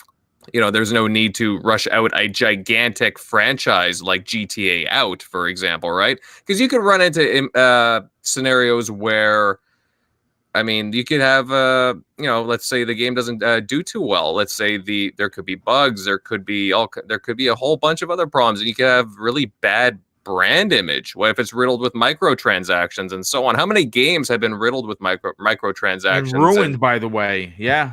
Exactly. And there's been little content. And exactly. And there you go. Again, scenarios where there's little content for players to play. Again, we don't know very much about, obviously, GTA 6, just that it's very early on. But there's a variety of things that could pop up, all the ideas in our head when it comes to hearing this, right? And I really don't want the brand image of a game like GTA to get ruined. I mean, I enjoyed GTA 5, definitely, although speaking about bugs, I mean, I did encounter a few of those, and I wasn't too impressed with what happened in my playthrough. But also, are they going to charge the same for this game? We don't know. I mean, if this is going to be a more experimental GTA, or is it not going to be a full price game because it's smaller? We could potentially be seeing a new model for GTA here. Yeah, really. But honestly, that's what I think. New model. Yeah, it could be. It could very well be Gaming Forte. And to be honest, I don't mind change, but at the same time, I kind of dislike the whole roadmap game style. If they do plan on doing that with DLC, I mean, I hope it's not paid, especially if we're getting a smaller game at launch. But the thing with roadmap style games is that they promise so much early on, but sometimes there's delays in the schedule, and then other times they cancel stuff that's far out. Look at Anthem, for example, right? Yeah, that's a great example. Anthem, yeah, example. It's sad. It's sad. Hey, I wanted that game looked cool. I wanted it to do well. I wanted it to do well because it looked like it was something genuinely new and refreshing. But yeah, I'm not gonna beat on that game for too long because we can go on and on. But even look at Sea of Thieves, for example, right? I mean, I like how it is now. It did fill out towards the end, and they still are putting out content, but that took a while too. And then you have games like No Man's Sky, right? No Man's Sky, granted, that was a much smaller team, but it had Sony's money behind it and marketing. And that game launched with a slew of problems, and it took a solid, year and a half just to get content and get everything fixed out. So, again, we need to learn more about this, but I'd be very cautious with GTA GTA 6 just from how it's sounding. Like if they do plan on doing that, a more smaller GTA, medium size with chunks of DLC separated after. It just I don't know. That style's not for me personally. No, I mean I agree. I think we're all used to the big budgeted quadruple A a million things to do. GTA. You go to one mission, you find 16 others. Or if you're not doing a mission, you're looking for UFO parts or something. And the last GTA had the use of 3 characters, which I thought was fantastic. I thought that being able to switch from them from different perspectives, and then obviously they all met up and they did a big heist, and it was amazing, and it was a fantastic game. And they have big shoes to fill with Dan Houser being out, and I think that they could see potential problems. Gaming Forte, let me bring you in on the conversation now. With the confirmation or almost confirmation through this leak that Grand Theft Auto 6 is likely not releasing for the foreseeable future, are you personally okay with a smaller developed GTA experience with potential DLC as filler on the back end? So, man, being a GTA fan, I want the game to be complete. I want everything up front. I mean, that's the same way I feel about Final Fantasy. I wanted it all complete, but I'm coming around on just that essence alone.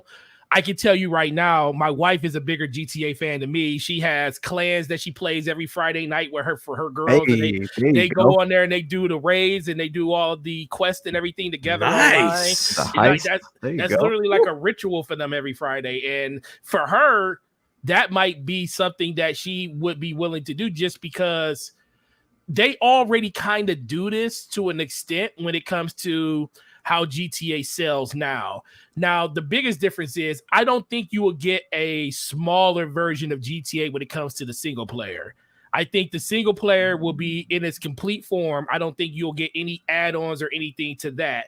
I just think predominantly what happens with GTA is the game releases, the multiplayer is 30 days lagged behind, but it's complete. They're just finishing out bug testing and everything, getting the world together. And who knows how long it takes to build the multiplayer version of the game to be in conjunction with the single player.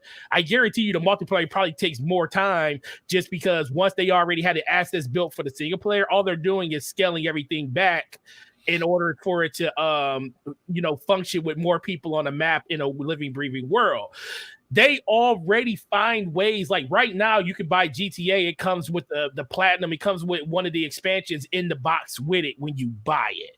So I think what's going to happen is when GTA launches, it's going to be the full single player version of the game. But as DLCs for the multiplayer launches, it's going to give them a reason to sell the game at a $60 clip longer than they were able to sell this one. And we think that it sells a lot now.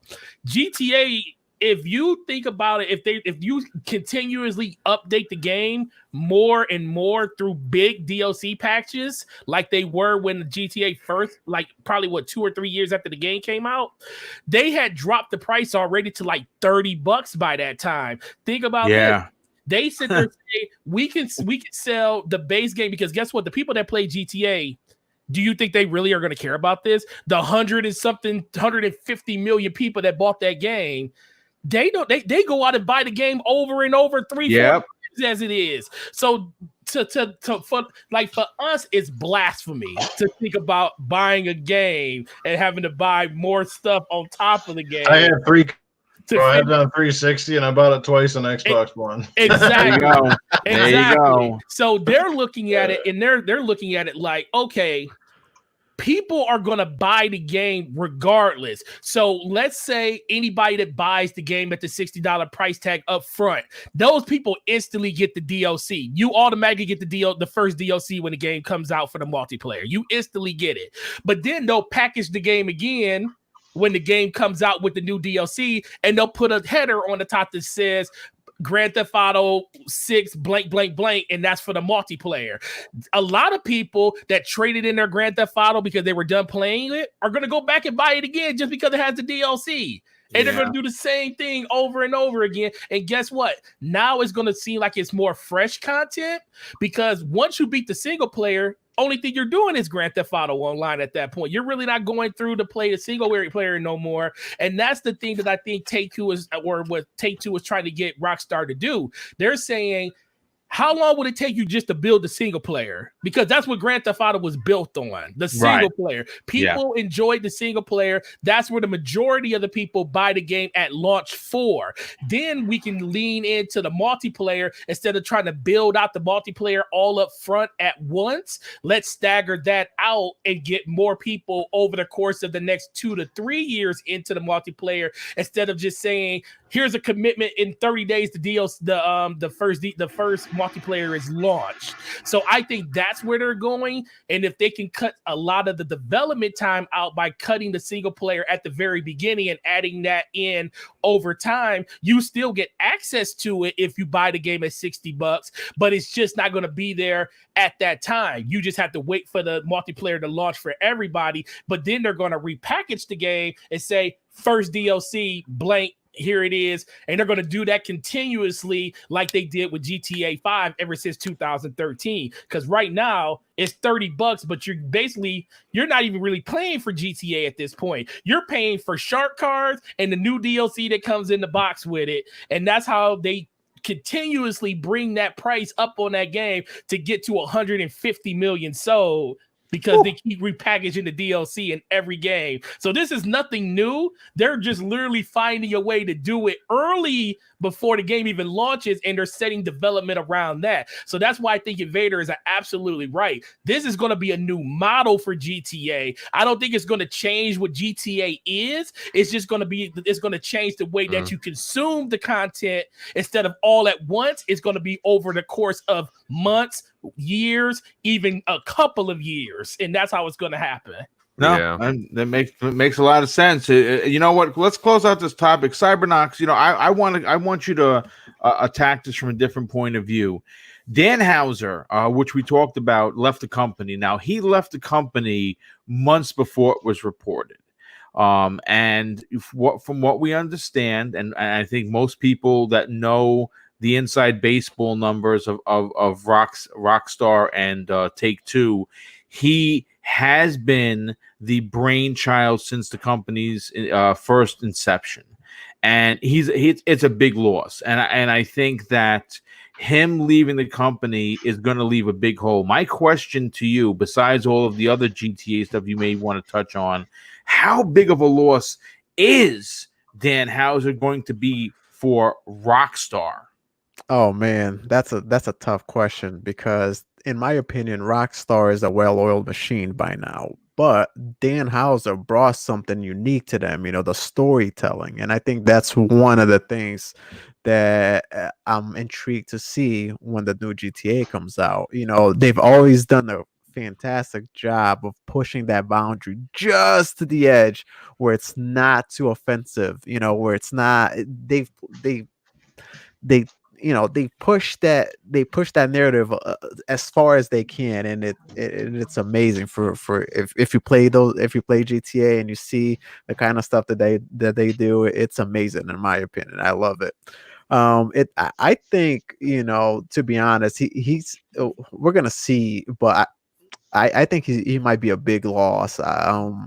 Maybe GTA 6 or whatever they had planned for it, they probably give the teams, and his brother is still there. So he probably already gave his notes and, what he probably thought of it. But like you said, he was in a sabbatical already before this, so yep, months and months before this. That's one of the things that I'm most forward looking to see is how this GTA 6 is going to play out, how everything is told. Is that raunchy comedy still there that everybody loves from GTA? Oh yeah. Then pushing the boundaries. Does everything work the way all these past GTAs do so well? But when it comes to what we were just talking about, I'll be very brief because everybody had great points. I think GTA is going to stay pretty much the same. A middle or a medium-sized GTA is still a huge game. I agree. Because GTA right now, you can do so much in that game. It's ridiculous. Insane. It's kind of insane that it's like a $60 game, and you can spend literally hundreds, if not thousands, of hours just playing the single player alone. And GTA Online is that's where their bread and butter is now, because they give you everything for free there, with the exception of whatever their currency is there that you can get in game. But all the DLC, they want to give you all this for free just to keep people coming back and keep playing in that world, having invested their time in that world, because the more you play, the more you want to stay in there. Like, the heists are phenomenal. Forte just mentioned his wife and all her friends, they have a ritual where they go and they go on there, they do the heist, they introduce new things, new mechanics. I mean, GTA 5 is still, I don't know if it's still, maybe Forte can no, look, that's the reason I bought a second Xbox One X. Yeah, right. Because my wife because I was playing God of War, and my wife was like, when I finished beating God of War, I said, okay, time to go back to Destiny, because this is before Destiny hit PC. She said no dice. And I was like, I want to go back and play Destiny on Xbox. She's like, playing Grand Theft Auto. And that's before she was just doing, now she just pretty much does it on Fridays.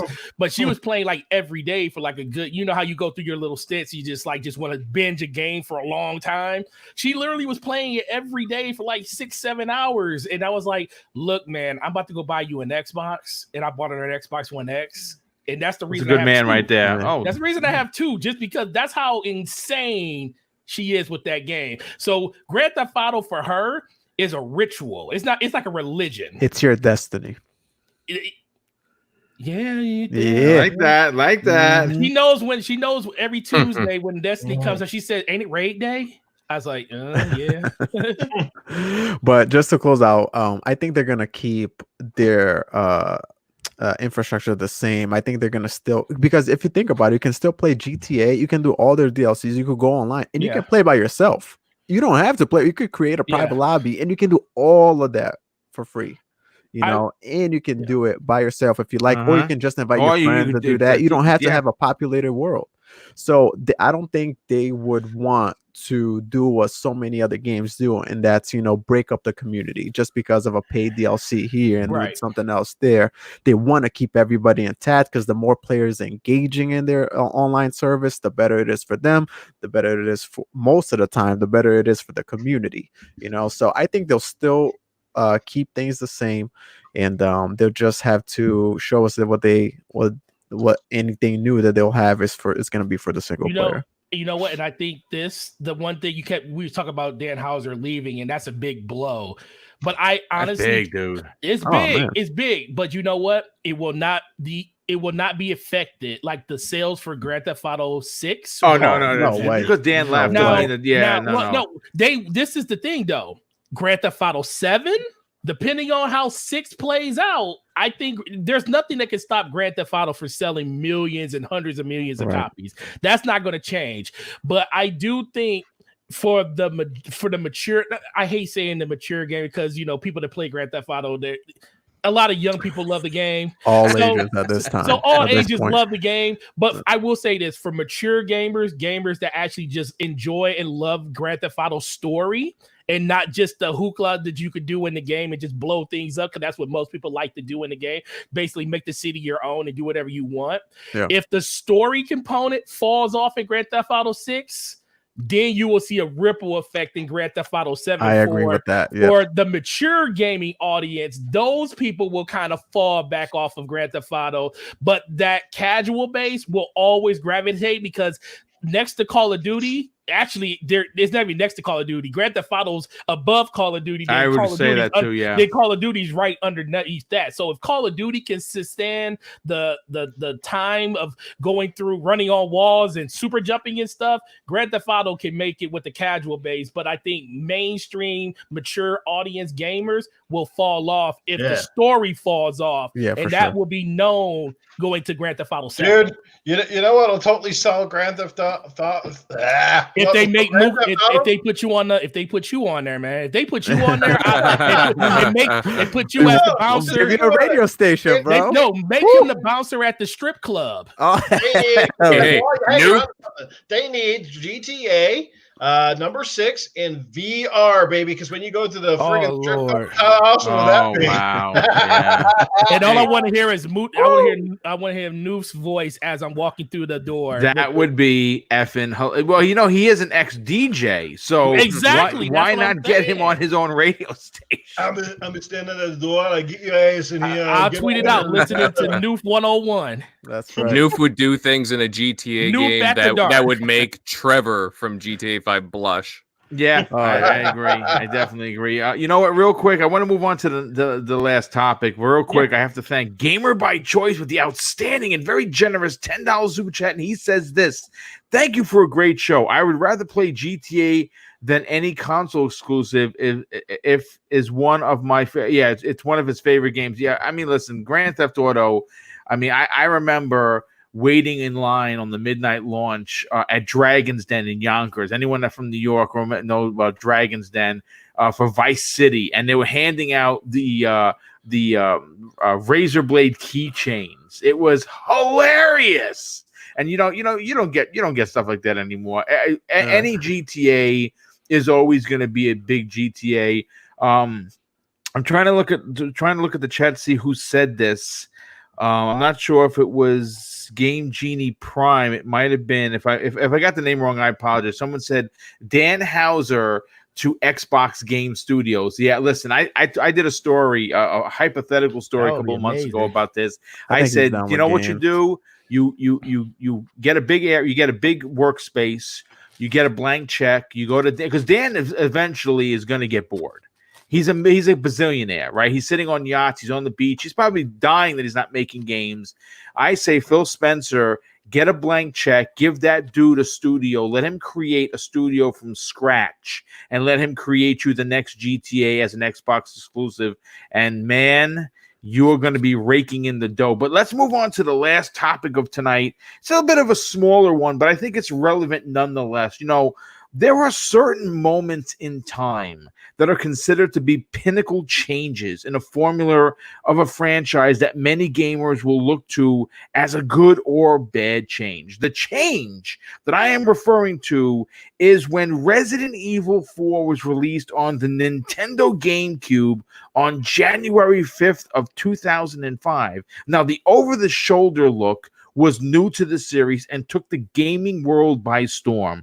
I was a survival horror fan through and through, but this new action set pieces that they added with this new perspective over the shoulder look made me an even bigger Resident Evil fan. And going back to the tank controls, even though the controls weren't perfect, they were still better than what we saw in Code Veronica, Resident 2, Resident 1, Resident 3. Now, Capcom has, with Resident 4, stepped away from the claustrophobic settings that had you running through nightmare mansions, zombie-infested police stations, and deserted streets of Raccoon City in favor of a semi-open area, with forests of Eastern Europe that included a centuries-old castle in search of the president's daughter that had been taken hostage by an occult organization.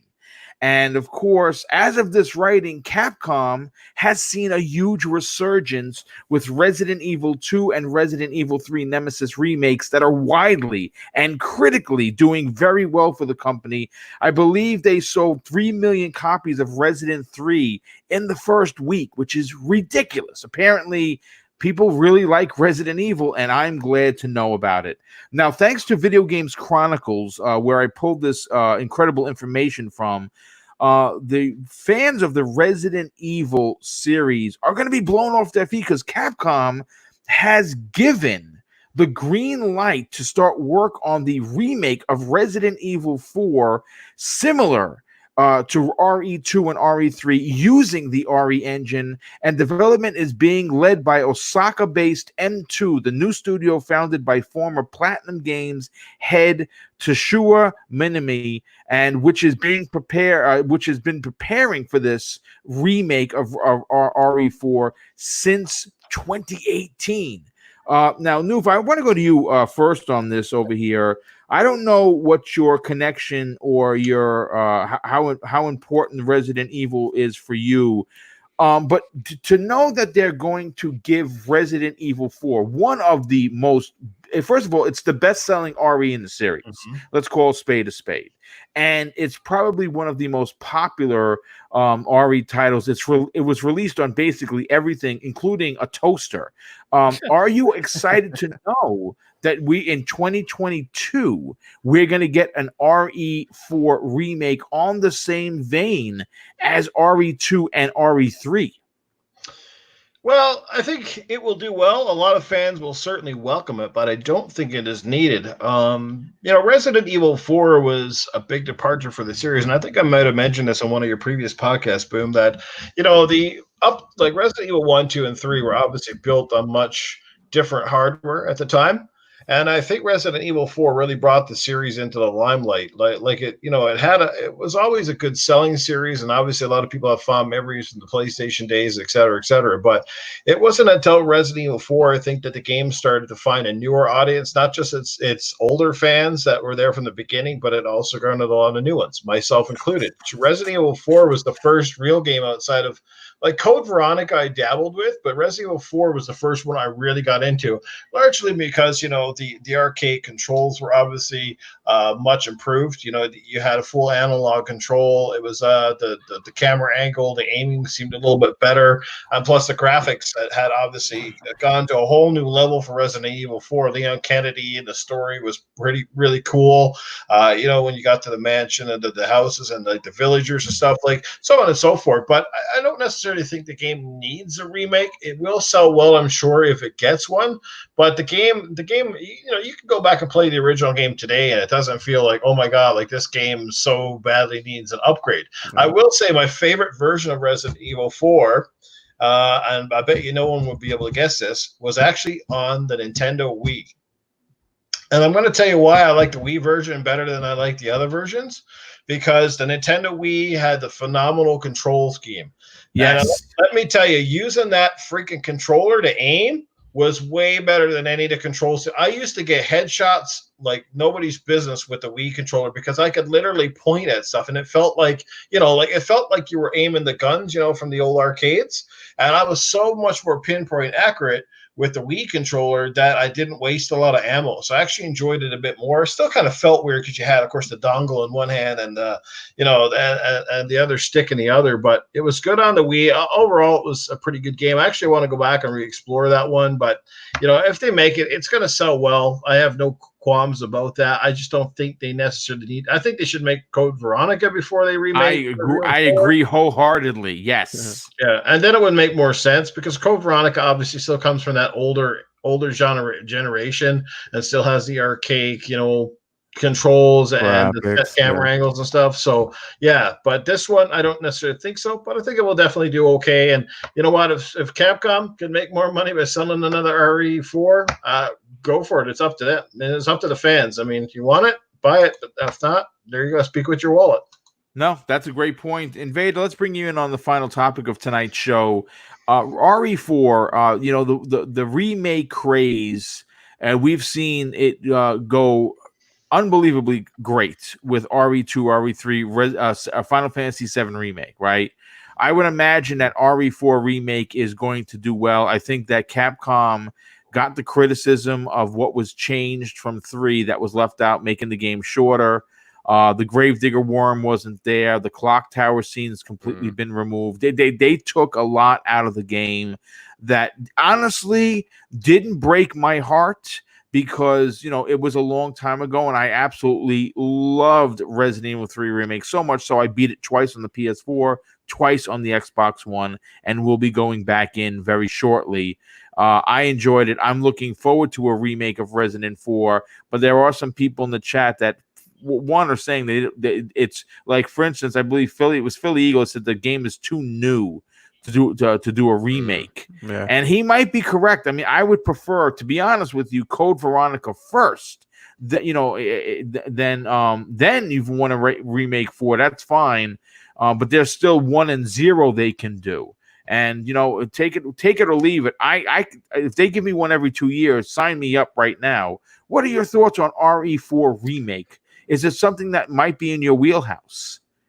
You know what? Maybe. While I'll totally admit I'm not as invested in the Resident Evil series as maybe you, Boom, and maybe others on the panel, but I certainly love my horror games, and I will always give them a go. Actually, in fact, it's interesting they bring up Resident Evil 3. I was lucky enough to win a copy the other night. I saw that the other day. Yes, on Wilmie's show, right? That's correct, on Gaming Beyond the Box. And Wilmie, he hooked me up with a digital copy for Xbox One for Resident Evil 3, and I can't wait to give that a go. I haven't had a chance to play it yet. It's so freaking good, dude. It's unbelievably great. Yeah, and I've heard what other people have been saying about assets missing, content missing about that. I'll admit I haven't played the game before, so I wouldn't know any better. But that aspect does kind of concern me. I hate it when they take out stuff. So that's I'm just kind of like I never like that. However, with all that being said, I mean, I would welcome Resident Evil 4 Remake just for the fact that it is one of the more beloved games in the Resident Evil franchise.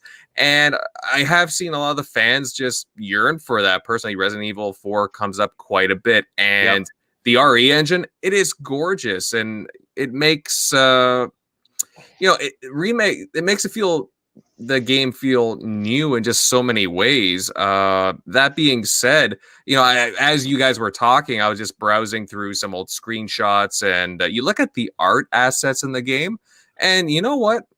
They still hold up pretty well, to be honest with you. Even for a game from 2005, they hold up pretty well.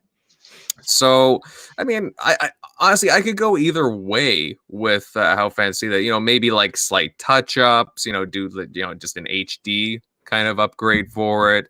But that RE engine, though, it is so impressive. I did try out the demo, for example, with Resident Evil 3. It is gorgeous, the stuff with the lighting and shadows, and I don't know, I think that there is something there that you could really if they really put in the time and effort for Resident Evil 4 Remake, that it could sell gangbusters. And it's been doing pretty well for Capcom, doing all these upgrades to the older games, huh?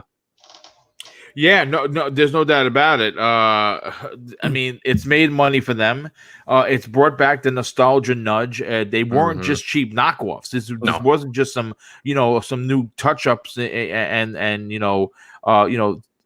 rounding out edges. This was from the ground up redone, and they were redone in monstrous fashion. No pun intended. Now, I just want to pose this question to you. Now, since Sony obviously has, or PlayStation 4 has the Final Fantasy VII Remake, they have it for a year. Can you imagine if Xbox, or heck, even Nintendo, for example, because I was huge on the GameCube, can you imagine if one of them landed, let's say, Resident Evil 4, a full-on remake? That would be big for that company. That would be huge. Yeah, it would be. It was big for the GameCube back in the days. It was big for the Sega Dreamcast when Code Veronica launched as an exclusive on that console. It was big for PlayStation when Resident 1, 2, and 3 released on it as an exclusive. Anytime Capcom releases an exclusive Resident Evil game, that console sees significant sales. So if by some chance, again, Phil Spencer's been talking about, a big Japanese, IP that's exclusive. I don't necessarily think RE4 would stay exclusive, which is why I hope they go with an originally created IP, kind of like Bloodborne. Not in the same mold per se, but a Bloodborne-esque type of game from software would be big for the console. And if they could lock up a deal like that, that would be big. But who knows? Who's to say? RE4 is not scheduled to release until the spring of 2022. So next year we're getting RE8, and then we're going to get Resident Evil 4 Remake the year after. Hopefully we get an Onimusha or Dino Crisis remake sooner than later. Definitely. But let me move on to who I broke his heart earlier. Cyber Knox, I want to go to you. Yes, I said something that was like devastating. And what I said was that, after playing 12 hours of Final Fantasy VII Remake, it has unfortunately nudged politely Resident Evil 3 Remake out of contention for Game of the Year for right now. I mean, things could change towards the end of the year, but I'm having so much fun with Final Fantasy VII that it's going to be hard unless there was some sort of miracle that we got some new DLC or something for RE3, and I don't think that's happening. So RE3 gets bumped out, but obviously talking about RE4, for you as a huge Resident Evil fan, are you excited for them to take what still looks good according to Invader and really giving it the RE engine treatment? I got mixed feelings on this because I do love the Resident Evil franchise. I'm a big horror fan, but this is what happens when they made such a great remake with Resident Evil 2, right? It just blew everybody's mind out of the water. It was amazing. The RE engine, phenomenal.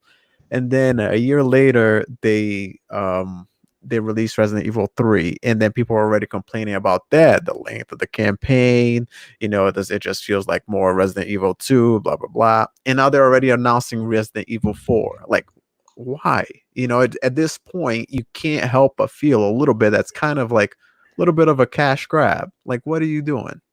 Why not kind of like with some I think it was Snoof that mentioned, or maybe it was Invader, why not remake Code Veronica? Yeah, that would be another legit remake. You look at Resident Evil 4 now, it was just on Game Pass. I just mentioned it to Noof on the chat. It was on Game Pass like a month or two ago, maybe a few months ago, and you could still play that game and it still held up pretty well. Like, what I understand that you want the game to look its best, and it's probably one of the best Resident Evils based on the fan base, but it was just it's 2005 when it got released. You can still play that game now.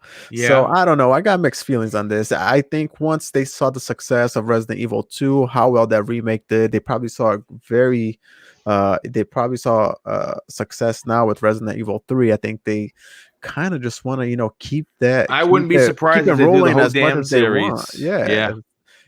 But it can be tiresome. It can get a little bit fatigued, just noticing what they're doing. And I don't know. I obviously, if they do bring that remake, I hope they give it the proper care, kind of like Invader mentioned, and we see maybe something new, something a little bit more innovative. But I don't know. I got mixed feelings on that one.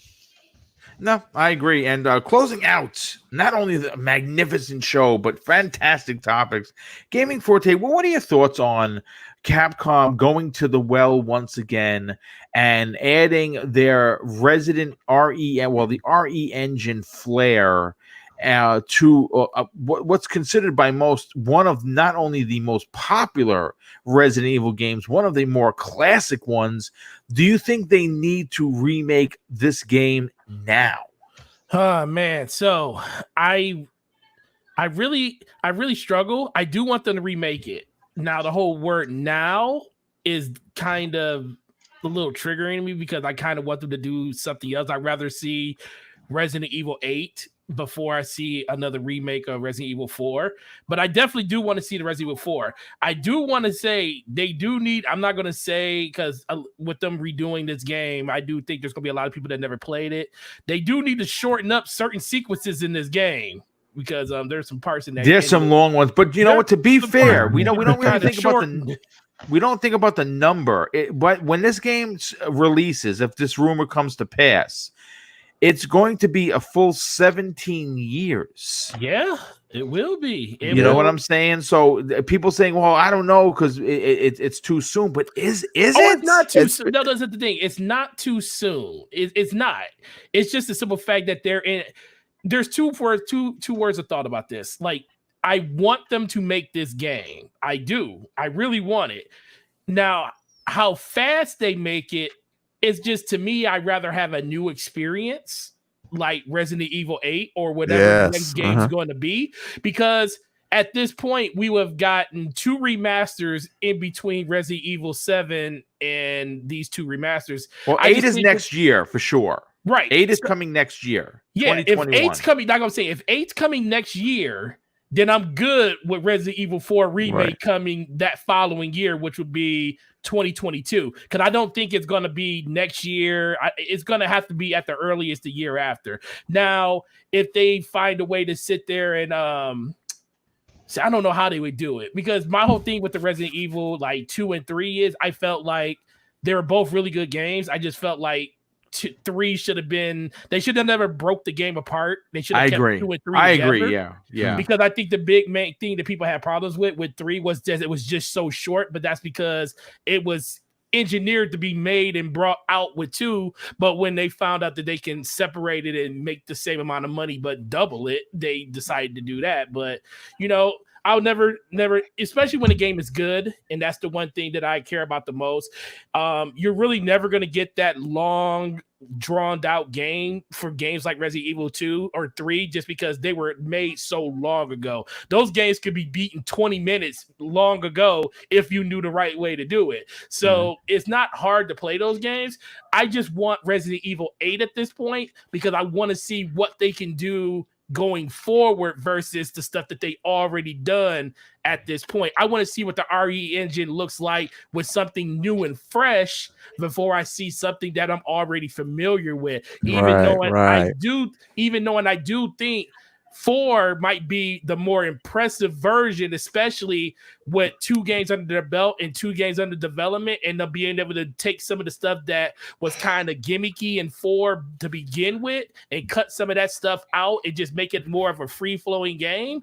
Yeah, but 4 was sorry, not to cut you off, but 4 was so innovative because they brought the camera to that over the shoulder, and now all of them do it. And that's what I think is going to, and that's what I think the RE engine will do for that. It will make it even more cinematic than you get now. Yeah, but 2 and 3 already do that now based on the new engine, so I think it actually, in my opinion, not necessarily that it will do, but it will hurt the Resident Evil franchise coming out with a Resident Evil every year. The thing that makes GTA makes Grand Theft Auto so great is what we have to, I'm not saying wait as long as GTA, but the anticipation of you waiting for that next game builds up, and when it comes out, the fan base comes out in full force and supports that game. Coming with Resident Evil 2 last year, Resident Evil 3 this year, Resident Evil 8, hopefully it's something new and innovative next year, and then you're remaking Resident Evil 4.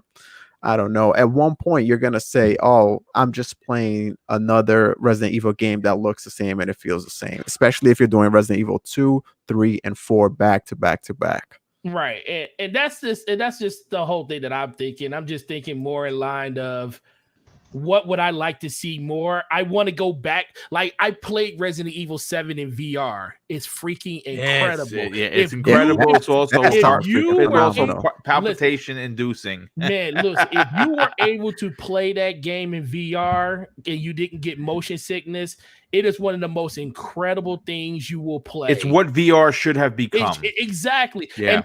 And that kind of ties back into why I kind of want to see Resident Evil 8, because I want to see an iteration built on what they can do with VR for that game, because they're not going to make Resident Evil 8 and not give you a VR mode, because that's basically like stripping a feature away from a game that people loved in Resident Evil 7. So Resident Evil 4 is going to be great. I can't wait to see what the shark tank looks like in that part of the game. But ultimately, I think Resident Evil 8 needs to come first, and hopefully it does. Yeah, it's next year, dude. Yeah, for sure. Then give people at least like what he said, that 1 year buffer to actually give you Resident Evil 4, because they probably are going to remake all of them, even though Resident Evil 5 and 6 are already on next-gen platforms, but they're basically just up-res versions of the game. How about you do Resident Evil 4 and 5 and package them together and release them at the same time as a double pack?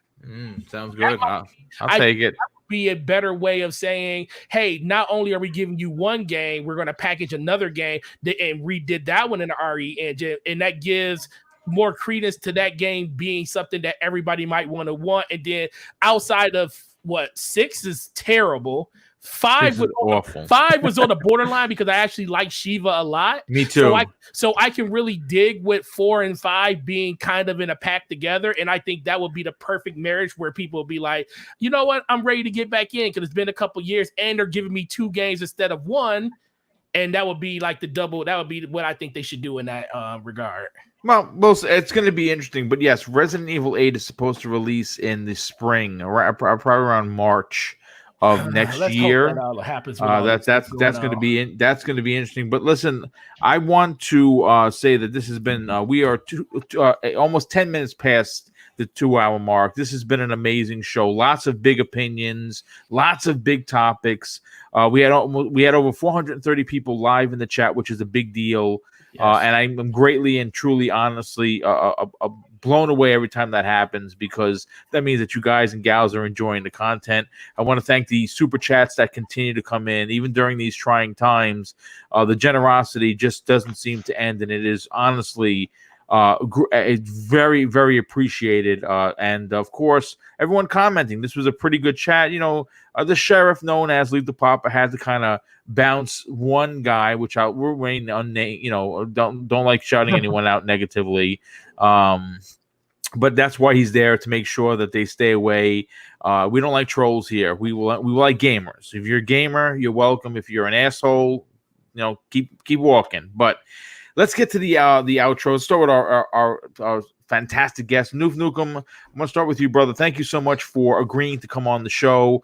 I know that you had Cletus potentially making an appearance for, we haven't had him on the show, and my God, it's got to be years. Were you able to actually find out where he's been hiding? He's always in the closet, man. He's not too far away, actually. Okay. Well, yeah, fiddly diddly, guys. Hey, so y'all getting on. My God, what a show this has been. I'm always listening, boo. I love your show. I love your guests, man. You guys is just like a happy pig in the mud, man. I love this stuff and all of the stuff you've been talking about. Some of the sometimes the conversations and all that stuff, I don't understand. You talk about terror flops and terror titties and all that stuff. I don't know, man, but I like listening to the show, because you got some intriguing people on there and all that kind of stuff. And I like the video games. I play 1 or 2 here and there. What's that one that came out a while back? I was playing it all the time. I said, dude, he's in a little fishing boat and he's dropping dynamite down. That shit was real good, man. It was good stuff. But anyway, I'm back in the closet over here. I got some sheep I got to churn over there. So let's get going, guys. I'll talk to you later. Well, listen, thanks for stopping by. And of course, Noof, you got something coming up. You have a show with Primal Eve, and I'm not sure who the guest is going to be this week, but you have a show that's a little bit more adult, but also still fantastic nonetheless. Tell everyone where they can follow you on social media, potentially hang out with you on Xbox Live, and check out your YouTube channel. Yeah, guys, you know me, always in the gutter, boom, boom, kaboom, leaving the room. It's Noof Nukem on Xbox. It's Noof Nukem76 on PlayStation. Don't even remember what the Switch code is, but nobody plays on that thing half the time anyway.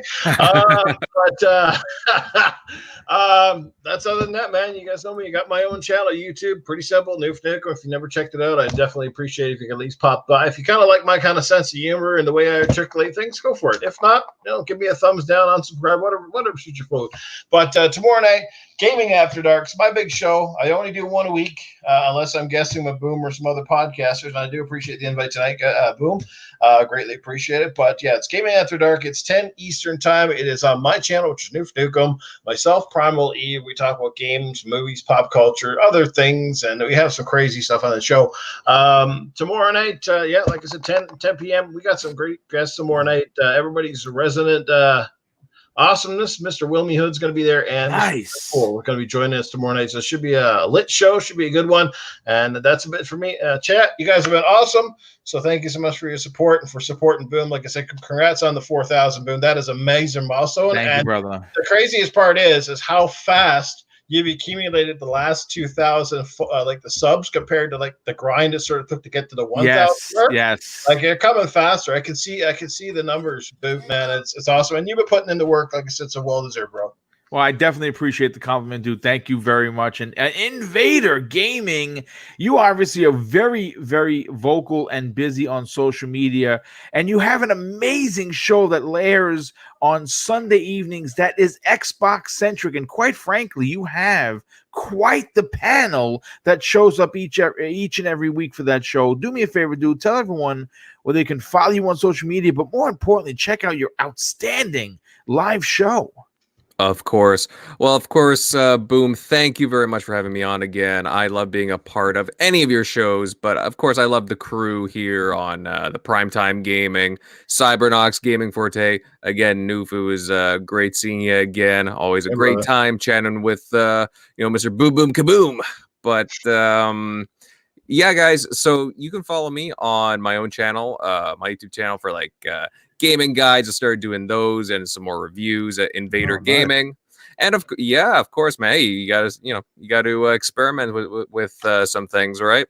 Yeah. And you guys can follow me on my Twitter at Invader_1986. I post occasionally on there, of course, do the occasional retweet, but always I am, as Boom was stating, I have a show at TXR with Tim Dog, Southbound, Jeremy the Downer, Centurion, Shockley, and Megatron, and we run a fantastic show. We do all kinds of industry interviews. We definitely have a few more coming up, and we talk about all kinds of hot topics in the gaming industry.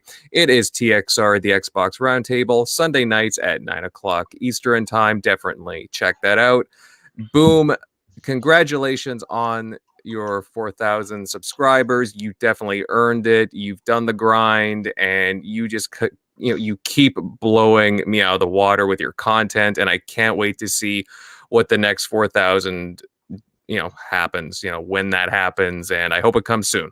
I definitely appreciate the comment, dude. Yes, thank you very much. I definitely appreciate it. Hearing that from other content creators is definitely smile inducing, to know that that you get compliments like this from other podcasters is a big deal for me personally.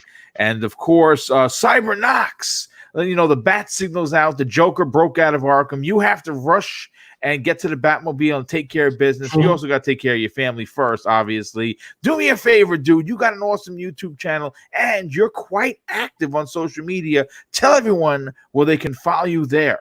I appreciate that, Boom. Always glad to be here on Monday evenings with everyone. Chat, you've been phenomenal. Boom, again, congratulations on 4,000. Yeah, on social media, mostly active on Twitter at Cybernox.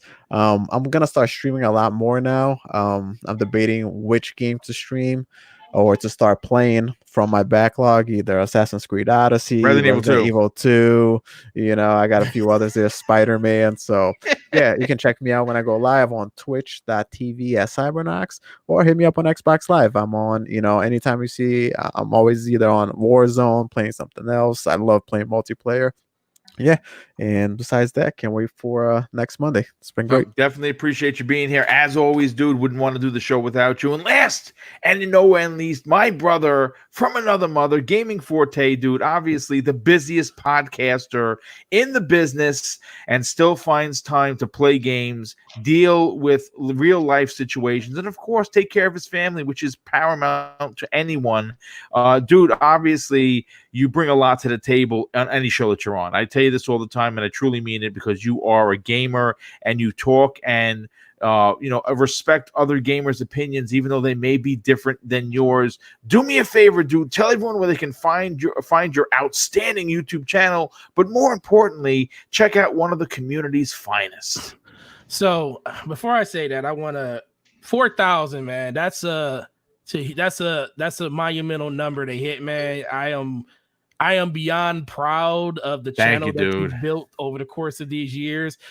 I actually went back when I knew I was going to be on a show, because I wanted to say this. And I went back through my tweets all the way back to the first time we DM'd each other back in 2017. Holy cow. October 22nd, 2017. I told him, thanks, I noticed you followed me. And he was like, no problem, bro.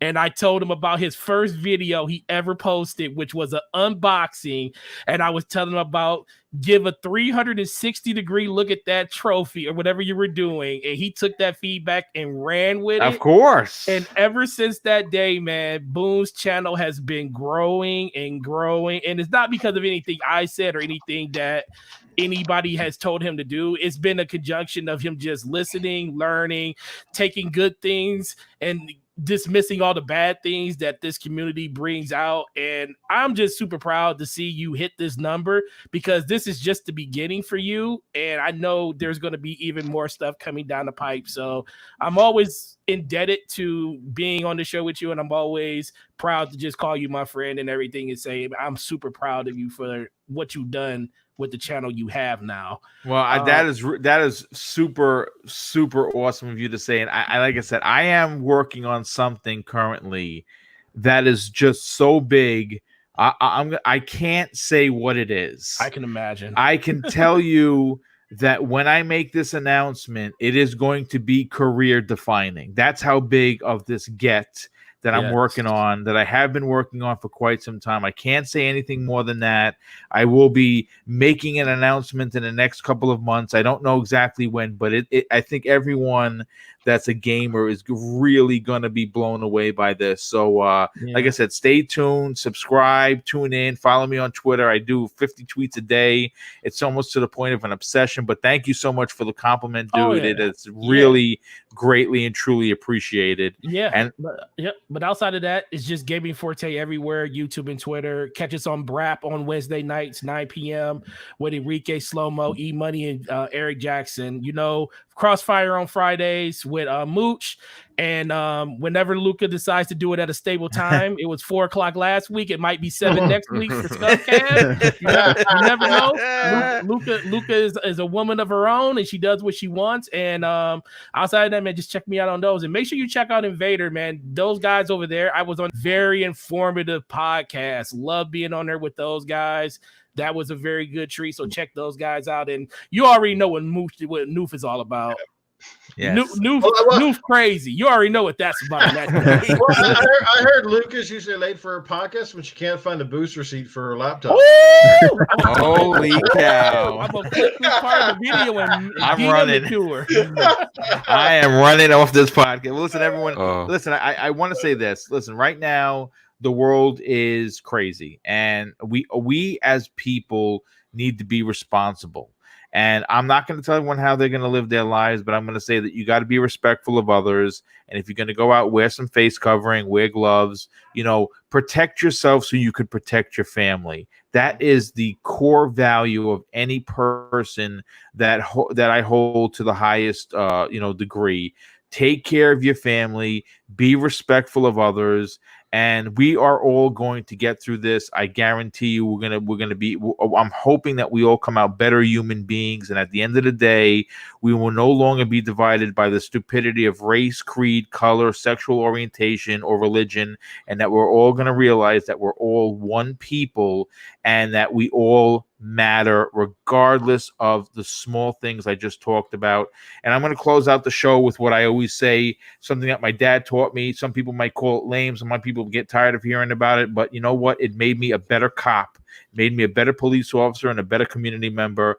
Treat others how you want to be treated, and it doesn't cost anything to be nice. You live by those rules, and I can guarantee you are going to have an awesome day. Take care. Good night, everyone, and we'll see you next week on the newest episode of Primetime Gaming with Mr. Boomstick and Friends.